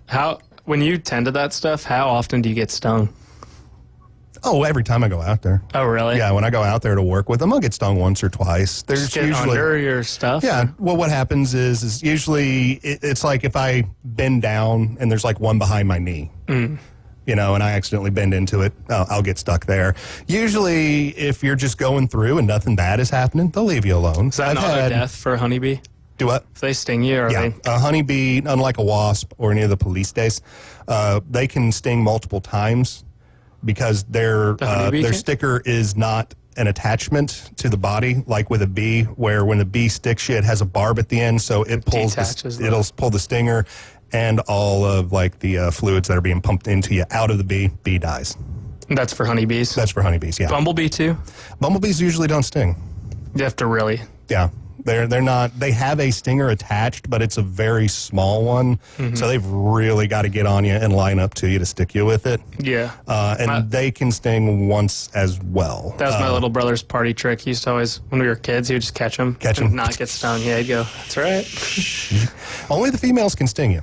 Males don't come with a stinger. Really? Yep. Well, the more you know. Yep. And I know the worst ones are those, like the black hornets, the ones that sting you, and then they turn and bite you. Oh, those are awful. Those are cruel. Like when those hit you, it just feels like somebody threw a brick at you and like hit you with a brick. In It's the northern Wisconsin, wildest they're thing. huge too. Oh, they have them in Kentucky where they get like about an inch long and kind of fat, and they're just mean. ugly. What are those ones that were the invasive one from like the Asian hornets? Yeah, they're all over baseball diamonds all the time. Yeah, you find them. They're another big hornet, and they'll literally go in and like eat the beehive. They won't eat the honey out of the hive. They just eat the bee. If they sting you, that hurts pretty bad. That's not a great one at all. That's a newer one though, right? Someone accidentally brought some in. Yeah, it's one of those. They just hitched a ride. Things getting brought in and out all over across the world now. Things just naturally kind of get stowed away, and it was a stowaway that escaped. Jeez. So I've seen a handful of them in cases in Kentucky. Didn't really. They rattle me if I see them them on a baseball field. I'm like, no, we'll back up. Yeah, I've never had a issue with Africanized bees. I don't know. I had one hive at one time. I thought might have had an Africanized queen get in and replace it because it was just mean all the time. Really? Most of the time, bees are pretty relaxed, real calm. But that one was mean. Interesting. Bee got some delights, some bee knowledge. Yeah. Lucky stuff here. You're just a wealth of knowledge back there. I'm doing it today, man. Doing it. But yeah, anybody got want to know, honey? Just give James. Give us a call. We'll talk. Yeah. We'll talk bees. NPR here. Otherwise, trying to think moving forward here. So we've got how close do you follow college baseball? I follow it a little bit. I had a rant last week. Western Kentucky was 25-3 on the season and still not in the top 25. I don't see how you can do that. The Hilltoppers? Yeah, Hilltoppers, 25-3 on the season, beating top 25 teams along the way. Swept Troy, who's in the top 25. Are they ranked now or no? No, still not ranked, man. They've lost another 3 games now, so now I don't think I'm going to see them get ranked. But they were playing hot. They were playing great. And I just did not understand why the coaches out there were not voting for them. They were a top 25 team. They were taking it to anybody that was coming up and playing them. Now, they did have like one bad loss to like Westland, like Kentucky Westland or something like that. I guess that was what was keeping them out, is they had like one bad loss to a not, 1A team. So, come on, guys. Let us in the tournament. Let us go deep. I can see us being good. Do you know who number 1 in the country is right now? Number 1 is no longer Texas A&M. That was a hard fall off. Hit me with it. Who we got right now? It's Texas. Texas. Okay, not surprised. Getting in new coaching always helps. LSU 2, Clemson 3, North Carolina 4, FSU 5. So we got SEC and ACC taking up all of the top 5 spots for baseball right now. Yeah, Auburn even in the top 10. I don't see a Big Ten team on here. UCLA. I'm not surprised by Big Ten teams not being on there, because Big Tens usually start the season slow because playing up north, it's cold. Baseball doesn't get played as well in the cold. Ball travels way better in the heat than it does in the cold. So not seeing a Big Ten team there beginning of the season is not really all that surprising. But, I mean, baseball in general, kind of like football, very southern sport. But more money gets dumped into football, so there's going to see a lot more, That's like recruiting from across the country versus baseball. You get a lot more localized recruiting. No, that's true. That's something I've noticed here. And, people can take this with a grain of salt. I've lived in Chicago. I've lived here now for 4 years. Baseball and football here are, like, incredible compared to, like, the high school talent, too, even. Oh, yeah. Through college. Like, comparing that to up north is just, they would, have a beat down on some of the Chicago, Illinois suburban teams, Wisconsin. It's Florida, for me, it's like there's a lot of talent. Like, if you watched Major League Baseball draft, a lot of talent comes out of Florida. You can play year-round. And the thing that just shocks me the most is, let's go look at that. A lot of guys from Florida get into the major leagues, but nobody goes to Florida Major League Baseball games. No, it's so weird. I That's don't weird. get it. Like, if nobody goes to a major to league team like nearby, I would be there all the time. Oh yeah, I mean, if they move the Rays to Jacksonville, yeah, even Jacksonville. I'm gonna go, probably twice a month to catch a weekend game. It'd be fun. Yeah, I'd love it. It's a good drive. Yeah, it's not hard at all. But then, like, on the contrary, like, I know you got Montverde, obviously amazing, but like basketball and like soccer here seems like it's like the talent difference versus up north is just night and day for for hoops and like soccer, which is weird because soccer's not a year-round one. I don't know if it's just because football just reigns king here. Yeah, that's the thing is, I know the European leagues really want MLS to follow their schedule of playing in the fall. I need to tell you, hey, Europe soccer, listen to me real quick. Listen to me right now. You're not king here. That belongs to the NFL. And you know what happens in the fall on the weekends? It's called football. It's what we play. We own it. We're the best at it. You don't want to compete with that, Europe. We love football. Yeah. We watch football. We worship football. If you want to try to put soccer up against it and say MLS has to move to that, do it. You'll see the MLS collapse quite quickly because you will stop selling tickets because you're not going to get people to show up to a Nashville, besides Messi, whatever Nashville SC. Yeah. The Nashville FC and the Titans are playing at the same time. They do play in separate stadiums, but if you put them at the same time, you'll see one of those stadiums is going to sell out and the other one's going to be pretty empty. It's true. I mean, I'm a huge soccer guy, kind of like how you're passionate about hockey, and I mean, I don't know that much about the MLS, if that tells you anything about the caliber of the MLS. Like, I follow it, I know what's going on, but it's not. It's like the. They like to pick up old guys that aren't useful in Europe anymore and parade them around to sell tickets. It's like the 12th, 13th best soccer league in the world. Oh, absolutely. It's like behind the second series in England. The English Championship would smoke the MLS. Absolutely. I have no doubts on that. I mean, so it is what it is. It's okay. It's just something where it's just cultural, It's just like how Basketball might be big, in their Super League over in Europe now, but it's never going to compete with NBA. No, I'll ride that to the grave. No, it's not their sport, because soccer is their sport. Soccer is a European sport, so it's going to get more attention. It's going to get more money. It's going to be more popular. And I appreciate, Luka and Jokic are always like gassing the Super League and how it's tough or like difficult, but it's like, man, the NBA is still the best league, and Luka, you can't guard the best guys. It is what it is, Like, Luka was a much better defender in the Super League than he is in the NBA, I can tell you that. Oh, absolutely. He was a better all-around player. Yeah. It's just it's like college, like when you're in college, that fastest guy that you play against on the other team, everybody in the NFL is as fast as that guy. Yep. Same thing going from like the pro leagues in Europe to the, NBA. Yeah. Same thing. That best guy that you faced in the European pro leagues, that's basically everybody sitting on an NBA roster, including the guy that comes off the bench at 6th. Yeah, you're right. You really are right. But we got to cut over to break here. You're riding with the Inside Drive. I always want to say Afternoon Underdogs, weekdays 11 to 1, 104.3 Panama City, 101.9 Port St. Joe. James and I will be right back. ESPN Northwest Florida. The Atlanta Braves play here. The Atlanta Braves are back. Fly ball high in the air to deep left field. This thing is clear for takeoff. And tonight, the Bravos are at the Colorado Rockies. We'll have coverage from Coors Field coming up at 6:25. First pitch at 7:40. Listen in a rich audio experience right here on your home for the Braves on the Gulf Coast. ESPN Northwest Florida. Oh, baby, what a lift. Good afternoon. This is Joanna with your weather forecast from ESPN Northwest Florida on this Tuesday. Mostly sunny the rest of the day with a wind coming out of the south around 13 miles per hour and 82. Tonight, look for a light breeze and mostly clear skies with a temperature near 71. Tomorrow, a high around 79 and some sun. Thursday, very warm with a high of 81 and some sun. This weather forecast is brought to you by Earthworks of Northwest Florida. Thank you for keeping that dial on ESPN Northwest Florida. Rely on it. Here at Tracy's Fine Jewelry, we're here to help you celebrate life's precious moments. From engagements, Mother's Day and birthdays, to anniversaries, Father's Day, and graduation. Tracy's Fine Jewelry is with you every step of the way with a perfect gift to celebrate any occasion.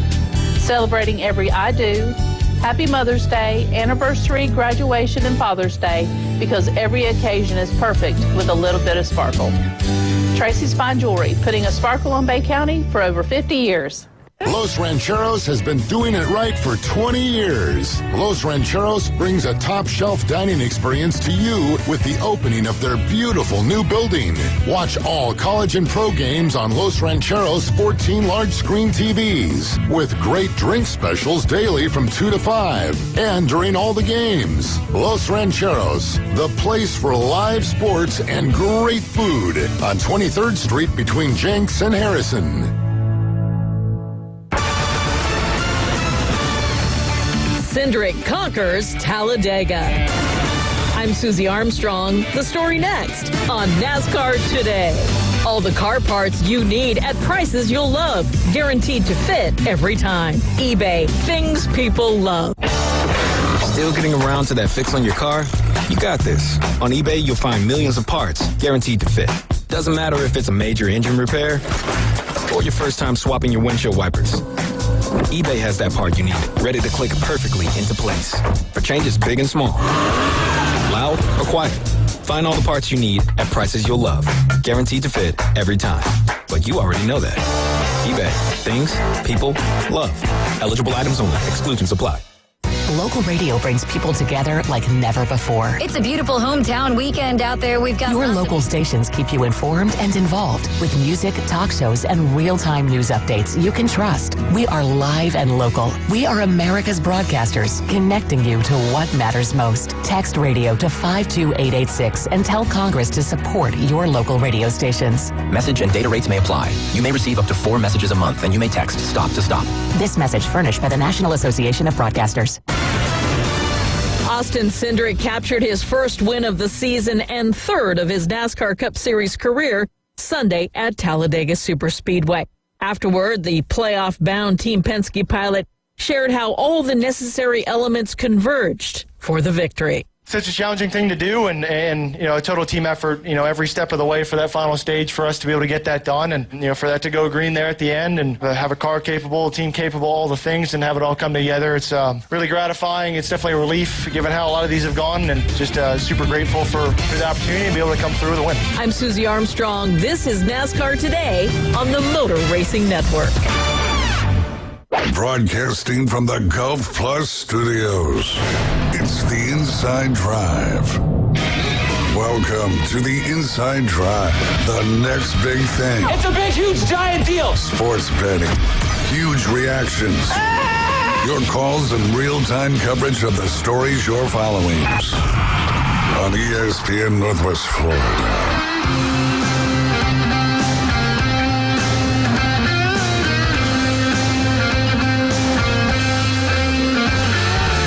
We're back here on the Inside Drive, our second to last segment here. 104.3 Panama City, 101.9 Port St. Joe, covering across ESPN covering across Northwest Florida for ESPN. I'm here with James Fife. I'm Max Delyden from Allegiant Lending Firm, and we are happy to cover any of your financing needs and answer any sports questions you have. I want to get a little back into James' wheelhouse here. We've got some good games coming tonight. And I'd love to get some insight on them. Starting with Ottawa at Toronto. James, I'm going to let you really take the wheel here because I think as far as hockey goes, people should be listening to your opinion and your thoughts on it. Where I have a very surface level knowledge, so I'm gonna if you're okay with it, I'm gonna just go down the board with you. So let's go. So we'll start off games tonight. We got. It's a lovely schedule tonight. We got 4 games coming on tonight. So always excited when we got plenty of hockey to go around. First game of the evening will be the Ottawa Senators taking on the Toronto Maple Leafs. This game will be played in Toronto. Puck drop will be somewhere around the 6:10 mark this afternoon. It is a 3-1 series currently in favor of the Leafs over the Senators. Now, I did have this as a series that the Leafs would sweep the Sens. Sens, good young team. Brady Tkachuk, always fun to watch. But right now, Toronto, with their top 6 right now, it is firing, and it is firing very, very well. So right now, I don't see the Sens being strong enough to take down the Leafs and all of the scoring that they're doing. Now, not saying that that's going to take the Leafs and bring them their first Stanley Cup since 1967. It's not. They're still the Leafs. And I have heard it described to me this way, and I do feel it's the best way at all to describe the Leafs. And that is, the Leafs are the Dallas Cowboys of the NHL. And I can totally buy that. I can totally believe it, because the Leafs are one of those teams that it is the team of Canada. There is no more of a popular sports team on a pro level in Canada other than the Toronto Maple Leafs. We can agree we don't want it to come home, right? Yeah, exactly. We don't want it to happen at all. And so with that, the Maple Leafs are like the Dallas Cowboys. And the Toronto Maple Leafs love telling everybody about all of these championships they have. Look at all of our Stanley Cups. We have the second most amount of Stanley Cups. Look at them. We got 13 of them sitting up there. That's great. That's great, Toronto. And when was the last time you won one of these? Oh, you won one in 1967? Hey, wasn't that the last year that there was only 6 teams in the NHL? Wow, you mean you constantly were like one of 6 best teams? Man, that must be super hard to do. Yeah, it's Congratulations, like the guys. in the 60s. Yeah. It's like, wow, you're winning. You're beating up on 5 other teams. Way to go. Yeah. Congrats on your division championship. Congrats on your division win. So the Leafs, again, resting on old school, we're winners like the Cowboys. So, yeah, the Leafs, the Cowboys, kind of the same. Take over for a second, Max. We got a call. We got a call? We got a call. I'm going to answer it. We'll see who it is. Just take over for a second. Talk about whatever. Okay, yeah. Well, I don't want it to come home to Canada. I don't want the Canadiens or anyone else to win. But either way, at least Toronto and Ottawa, we eliminate one. But I would like to see Ottawa stay in just because we got a Tkachuk brother on them. Shout out America. But Yeah, I know. Unfortunately, Ryan's Devils might be going home tonight over in Carolina. I know James might get into it after this call here too, but sheesh. The injuries have really gone to New Jersey. I feel bad for them. Losing Hughes has been bad. They just don't have the firepower to keep up with Carolina. Honestly, there's some good sports tonight as far as playoffs go between the two 9 p.m.ers. Getting to see the Lake Show and Ants play, and then getting to see the Oilers and LA go. You can't go wrong. You got Connor McJesus over in LA. I would love to see the Oilers win that series, actually. I know for me personally, and this is just me rambling at this point, but, LA is like the pretty similar to if Canada were to win the Stanley Cup. It would just be pain for me. There's no one who's actually an LA Kings fan in real life. I've never met one, and if you are, probably not a real LA Kings fan.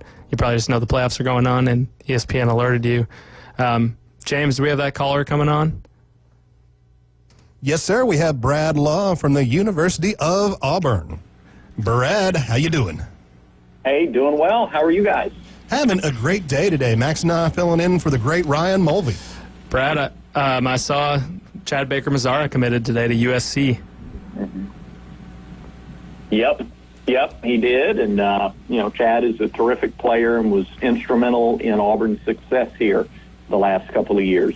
And, we know Eric Musselman has done some good things with talented players in the past. Chad spent some time over in California, played a year at San Diego State, so he is not new to that part of the country, and I think has a fondness for it. So USC probably got a little bit better than they were before he committed there.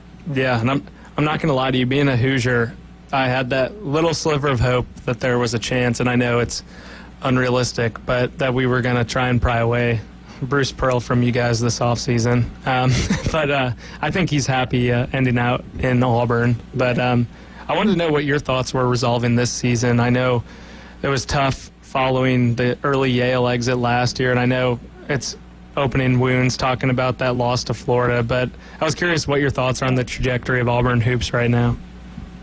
Trajectory has never been higher, and it's hard to, there's only one way to go higher than what Auburn did this year, and that's to win the whole thing.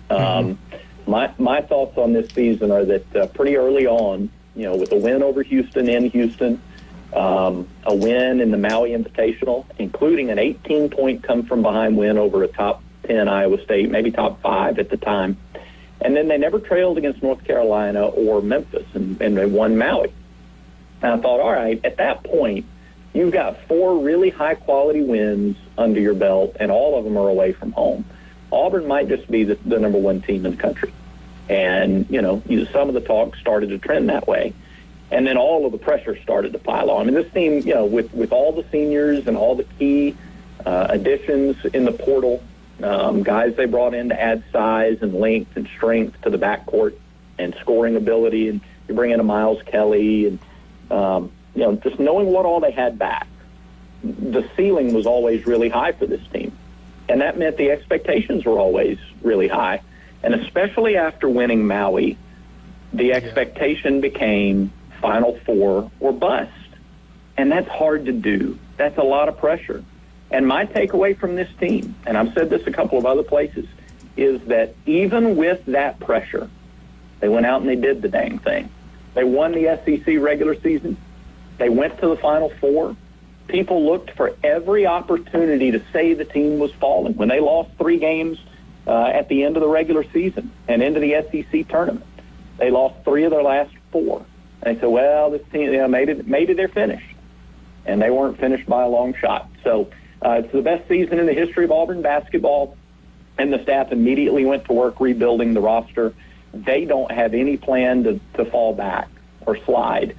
They have a plan to be right back up there near the top of those standings again next year. Yeah, no, I agree with that. I know it's still a little ways out. Do you think that Pearl's son is the heir to the throne when Bruce retires, or? That's a good question, and I'm so glad that question is above my pay grade. I'm so glad about that. I have no idea. I hope it's not for a long time that we find out. Stephen is going to have some opportunity. Stephen's name was mentioned at a couple of openings this off season. I won't be surprised if he is a successful head coach somewhere because the guy knows ball. This is not a case of just because he's the coach's son, he's on the staff. This guy is an important recruiter. He's an important game planner. He's the essentially defensive coordinator, and Auburn has been one of the top defensive teams in the country for going on, 7 or 8 years in a row now. So Stephen knows his stuff.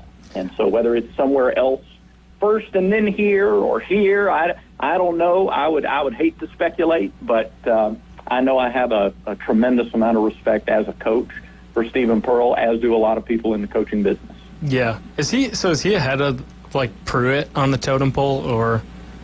Yeah, Stephen is the associate head coach. Okay. So, yeah, he's the only one that has that title on the staff. Okay. Well, pivoting over to Auburn football, what are your expectations for them coming into this year? I know it's kind of a make or break year for Freeze, so. Well, it's definitely an important one. It's one that he has said you need to win more games. I thought they took a step forward from a talent perspective last year, and I thought there were a couple of key areas where they missed out on winning more games. Alex McPherson, whose brother went to Florida and is now in the NFL, I think he's with the Bengals again this year, did not miss a kick 2 years ago. And then he went through a gastrointestinal issue that he lost a lot of weight, was in the hospital, required surgery. I mean, it was a really kind of a scary medical issue for a long time for the McPherson family. He was not available last year, and Auburn had to rely on a true freshman, a transfer from Birmingham Southern at one point in the year, and they missed a lot of key kicks. And I would contend that if Alex McPherson was at 100% last season, Auburn wins at least 2 more games, they go to a bowl game, and people feel even better about this year, and they feel better about the progression from year 1 to year 2 and now going into year 3 than otherwise. Well, Alex is back. It was the most quietly optimistic thing about spring is that he's back at 100%. He's feeling great. He's ready to go. He's kicked well all spring. And so I think Alex McPherson, among all the freshmen, among all the returning, I think that is the biggest factor for Auburn football that was not there in 2024. Now, does having a former 5-star quarterback in Jackson Arnold transfer in from Oklahoma and be in a system that he is supremely comfortable in help? Yeah, I think it helps tremendously. Does bringing in Eric Singleton to go along with the second-year Cam Coleman, a second-year Malcolm Simmons, and some of these others receive, I think that helps tremendously. Bringing in 2 potential starters as tackles on the offensive line helps tremendously. Having a Keldrick Falk for his 3rd year, he's a projected first-round draft pick. That helps. So I think all of these things together lend themselves to thinking that Auburn should have, like every reasonable metric would tell you, Auburn should be better in 2025. Yeah, no, I agree. That's another question I had for you, too. I know Jackson Arnold, is no matter what, I'm going to be honest, being a Big Ten guy, he's an upgrade from Peyton Thorne. I don't know how Thorne got to play quarterback in the SEC. But what's the timeline with Deuce Knight? Well, in terms of what? In terms of the starter? Or when do we get to see him? Time? When will we get to see him be a starter? Is he a 1-year? That's a good question. Jackson has got, I guess, if he had a big year this year, like a huge year, then, he's probably looking at the NFL. But I think, he's got at least a couple of years to be here. And Deuce understood that.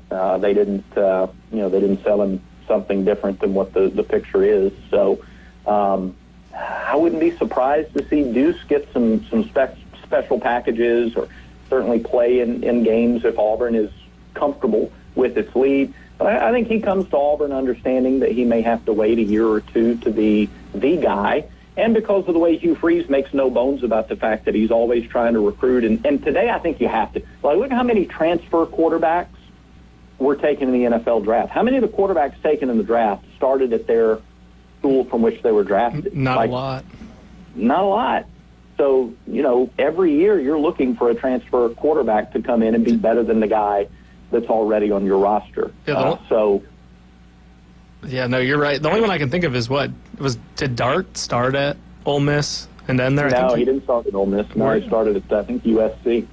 You're right. That's right. And I know my Hoosiers future starter for the Niners when Brock Purdy gets replaced. Curtis Rourke, he got picked too. He started at Ohio. Yeah, that's right.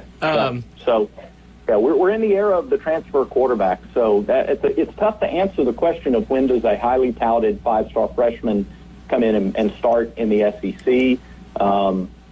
It's tough to say. It doesn't happen very much, and you usually have to wait a couple of years. Yeah, no, that's a great take. And I know we're past 8A now, so it's starting to get a little more real. But I think last year, as I'm not an Auburn fan, obviously, but watching, you could see some of the new guards, some of the old guards still from the dark Harsin days. But what's a successful season for Auburn football this year? How many wins does Auburn need to have? Because I know you guys start out in Waco, and that's not an easy opener. So yeah, no, 3 of the first 5 are on the road.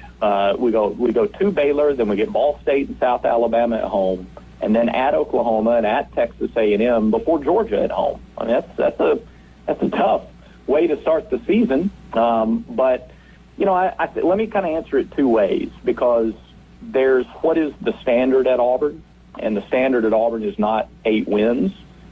But I think that in this year, what would be a significant sign of progress? And that would be 8 to 9 wins. And with Georgia at home, Alabama at home, the 5-star gap between Auburn and Alabama is shrinking. Objectively, it is shrinking. The number of impact players, the blue chip ratio is a little closer to normal between Auburn and Alabama. I think you need to beat one of those 2 at home, and I think you need to win 8 or 9 games overall to show significant progress. Ultimately, Auburn wants to be in the playoff contention. They want to be in the championship discussion in the conference. If you can be top 4, 5, 6 in the SEC, then each year you're in the playoff conversation as well. That's the ultimate goal. And Auburn is getting closer to having the roster that can compete at that level. And I think a significant step forward this year would be at a baseline of 8 wins and beat one of your 2 big rivals. Yeah. No, I like that. I would love for you guys to go into College Station and win this year. I don't know why. I just don't like to see Texas A&M win. It's a cult. I got to say, I would love to see it too. Yeah. Like, I'm looking at your guys' road schedule. I was like, man, I would love to see them win over in College Station at Kyle Field. But, anything, weird things happen at night at Jordan-Hare, so I would love to see you guys take it to Bama too. I mean, granted, Bama is pretty much Indiana South now with their whole coaching staff being old Indiana guys. But either way, I would love to see you guys be successful. I mean, football's better when Auburn's better at football. Same goes for in our area with FSU. And seeing teams like Florida on the rise again. I know Florida has a gauntlet of a schedule, but you guys might top them between Bama, Georgia. I'm looking at it now. Man, you guys have no breaks. So what do you guys think about Gus Malzahn as the offensive coordinator at Florida State? James, you want to go first on that? I love it. I don't know if Gus was just tired of being a head coach, and that's why he left Central Florida. I don't know if he was just like, you know what, I'm not going to deal with the NIL thing. I am just going to go out there and organize offensive playbooks and have the best offense out there. It makes sense to me. I think it's what he wants, and Florida State needs help scoring, apparently, because that was something they were not doing last year. So it's a good hire. It was a little head-scratching for me at once, but once I kind of figured that Gus was just done playing that game, it makes sense to me now. I'm going to be honest, too. I get a lot of slack from the FSU people here because I'm never easy on them. But I think Malzahn's a heck of a lot brighter than Norvell. I'm going to be honest. I think Norvell got really lucky with Jordan Travis and that schedule and the ACC, which it's not anyone in the ACC's fault besides the commissioner of the ACC for the decisions they've made. But it's really, I think we're going to keep seeing a ripple effect of NIL. Just a lot of struggles. I mean, they didn't get like any 5 stars in college football recruiting this year. Maybe one I saw. And I know the transfer portal is more important than anything. But with that TV deal and just getting kind of, for lack of a better word, just the lamer Pac-12 schools, getting California, Stanford, like they didn't get anyone, that they got a lot of head scratchers. No one that's really someone to write home about. Like, at least the Big Ten, you got UCLA, USC, Oregon, Washington. You got competitive teams right off the rip. And I think, Florida State still does have a really easy schedule. And I do think, Clemson's not the Clemson of when Deshaun Watson was there. Dabo still isn't fully, I don't think he's fully adjusted to the NIL world or to the portal world. He wants to adjust. No, and I think Dabo loves Dabo more than anyone. I mean, he let out the Savannah Bananas this week. I don't know. But I think Malzahn's maybe he's there for if Norvell goes, but because I don't know if they'd fire the whole staff or not, but I know they paid Norvell a big amount of money, but I think Gus Malzahn's a heck of a better football coach than Mike Norvell. Yeah. Well, I was curious because you guys are closer to it. I wondered what the FSU fans thought about it, and they were excited. I think he was in trouble at UCF. They had back-to-back losing seasons in the Big 12 and 4-8 last year. And I also think, too, there's an element of Gus that just wants to coach football. I agree. And you're now, look, as the offensive coordinator, you can't be totally void of the other stuff, but there's a lot less on that plate than when you're the head coach. What's the sentiment at Auburn about Malzahn? Like, do they miss him at all, or did he go out on good terms? I know. Yeah. It's interesting. Everybody wanted to wait and see what happened after him. At his 10 years here, the offensive line recruiting, or lack thereof, had become more noticeable, and it had become more noticeable on the field.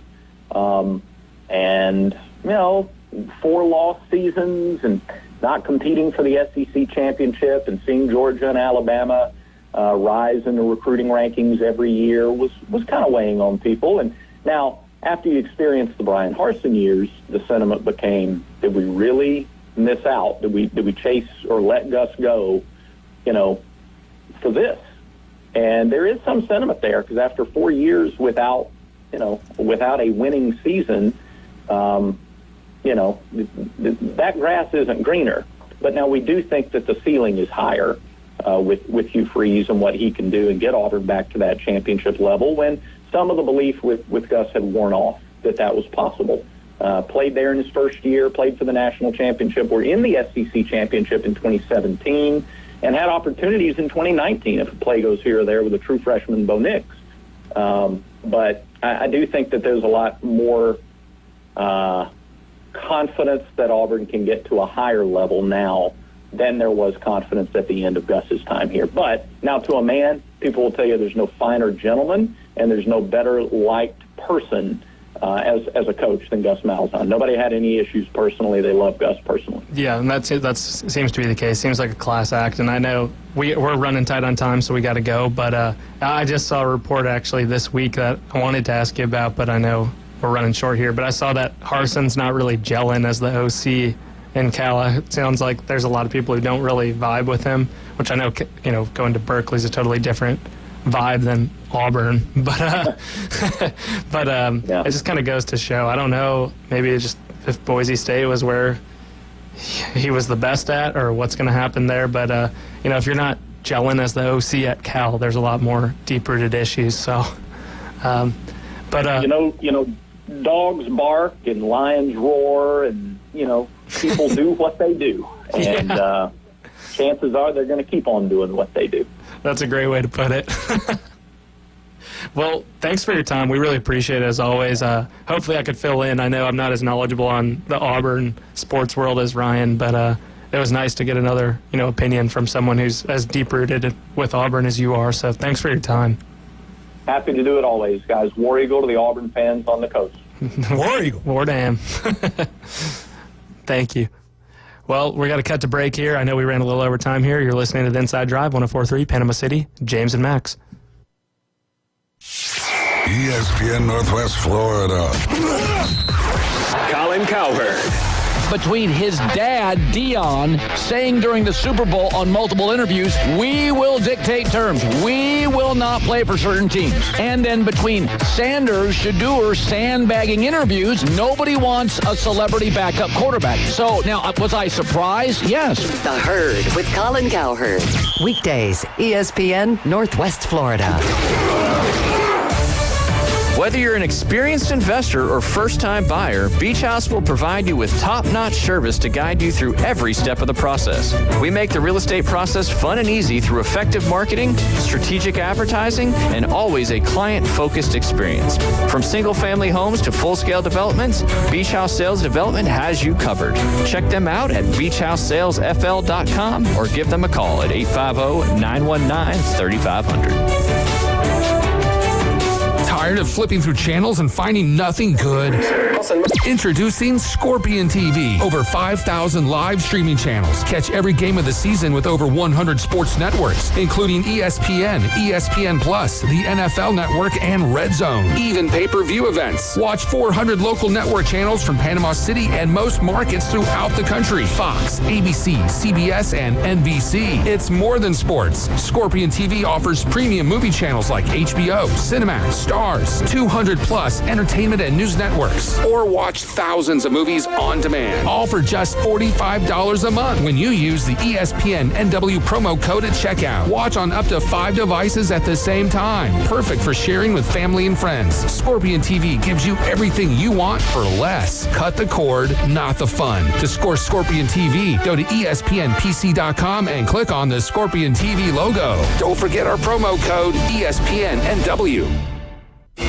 Now back to the Inside Drive, live and local from the Gulf Plus studios. Join the best of Bay winning Inside Drive with all your lines, props, and covers. Winning on ESPN Northwest Florida.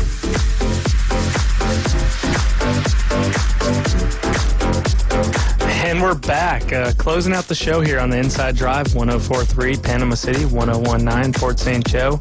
We are the substitutes for the Inside Drive. Ryan gave us the privilege of running point today. But before we get into more things here, we'll be having coverage of Braves-Rockies tonight at 6:25, first pitch at 7:40. And a season that has been a little lackluster for Atlanta should be a good one to follow because Colorado is the most lackluster franchise in professional sports. 4 wins. 4 wins. Grand total, 4. Yep. Something we should be talking about. They are on pace to win 23 games right now. But that's amazing. Yes, that's just truly. That's a team effort. That's a team effort. You've got to have everybody working together to be. White Sox won 40 or 41 last year, and Colorado said, "Hold my beer." Yeah, we were all talking about, could this be the worst team ever in baseball? And now we have the same conversation, just a different team. Although I would love to go to a game at Coors Field. That field is sweet. It is a beautiful field, man. I've been to Coors Field a couple times. Jealous. And great field. Great views across the field, and once that sun sets kind of off the third base side behind the Rockies, absolutely beautiful colors coming out of that sky. Love that ballpark. Boring baseball, but love the ballpark. Yeah, no, that's awesome to hear. It'd be fun, and it'd be cool to participate in some of the great things that Denver has to offer when you're in the stands there. So they got a great brewery right in the stadium too. Yeah. I've heard that. I mean, they better. Yeah, right? they make Blue Moons, like they will brew awesome. Blue Moons like right there in the stadium. It's great. Twist my arm, toss an orange in there. Well, I told you I was going to hit you with a quick mystery box here, but hit me with it. And I wanted to hear what your thoughts are as a player. I don't know. Do you still play hockey at all? A little bit here and there. There and there. You still got it. Yeah, when I have to. Still got the itch. But I was curious, one, how you think. Personally, as a casual fan, like I'm very casual, as I've mentioned. Did not play hockey growing up, but grew up like loving it. I mean, we'd play street hockey, like rollerblading and just trucking people over the curb and stuff. Yeah. But with the little, recycling bins flipped over. But I wanted to know what your thoughts are on Paul Bissonnette being on the show. Like, I know they added him a few years ago. I just think like having that ex-player personality where I know he wasn't a superstar by any means. And I know, he's obviously involved with Barstool Sports as, their Pink Winnie stuff and everything, but I think he is such an asset to that panel. And I don't know if you agree with that or not, but I would be curious to hear as a hockey player what you think about him. Paul's there as an entertainment piece. He's an entertaining guy. And that's why he's there. And he has some good points every once in a while. And he has a little bit of a different take than some of the other guys. He almost has a little bit of an old school, new school meets take. And a lot of other people are either I remember the old days, and that's hockey, and that's what we play. And then there's like, well, and then there's the other half that's, it's just new school, and you got to play that. Paul has an interesting point of view where he kind of can see both sides at the same time, and I kind of appreciate him for that. And I think that's where he catches a lot of flack from people. Yeah, is not just sitting hardcore on one side or other of the fence, and that's pretty much hockey fans in general. Everything in hockey, as a hockey fan, is you love or hate. There's like no middle ground in hockey. None. It's the weirdest thing. And no, I like watching Paul. He's there because of his history on, Barstool and being a little bit of a provocateur with that. But did you see the fight he got into? Oh, too? yeah, he got jumped by like 5 or 6 guys somewhere. From an Irish mob that moves around and like rips off local restaurants and stores. And I loved his thing, because Dave Portnoy was interviewing him on like FaceTime right after. He goes, you good, Paul? Like, everything okay? He goes, oh yeah, it was like 1v6. He's like, took some, gave more. It's like the most hockey guy thing ever. It didn't even miss a day. He kept on going to work. Didn't miss a thing. Yeah, and he actually, 30-second story real quick. He met my buddies at the Waste Management Tour like 3 or 4 years ago. And I don't know how appropriate of a story this will be for air, so I'm going to try and keep it as PG.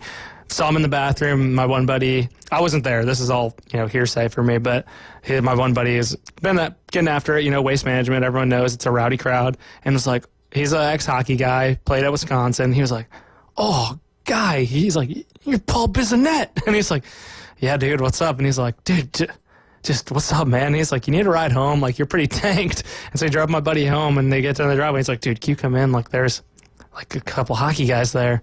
I got 30 seconds here. Anyway, came in. There was some company of the other gender there he walked in on, and he was like, guys.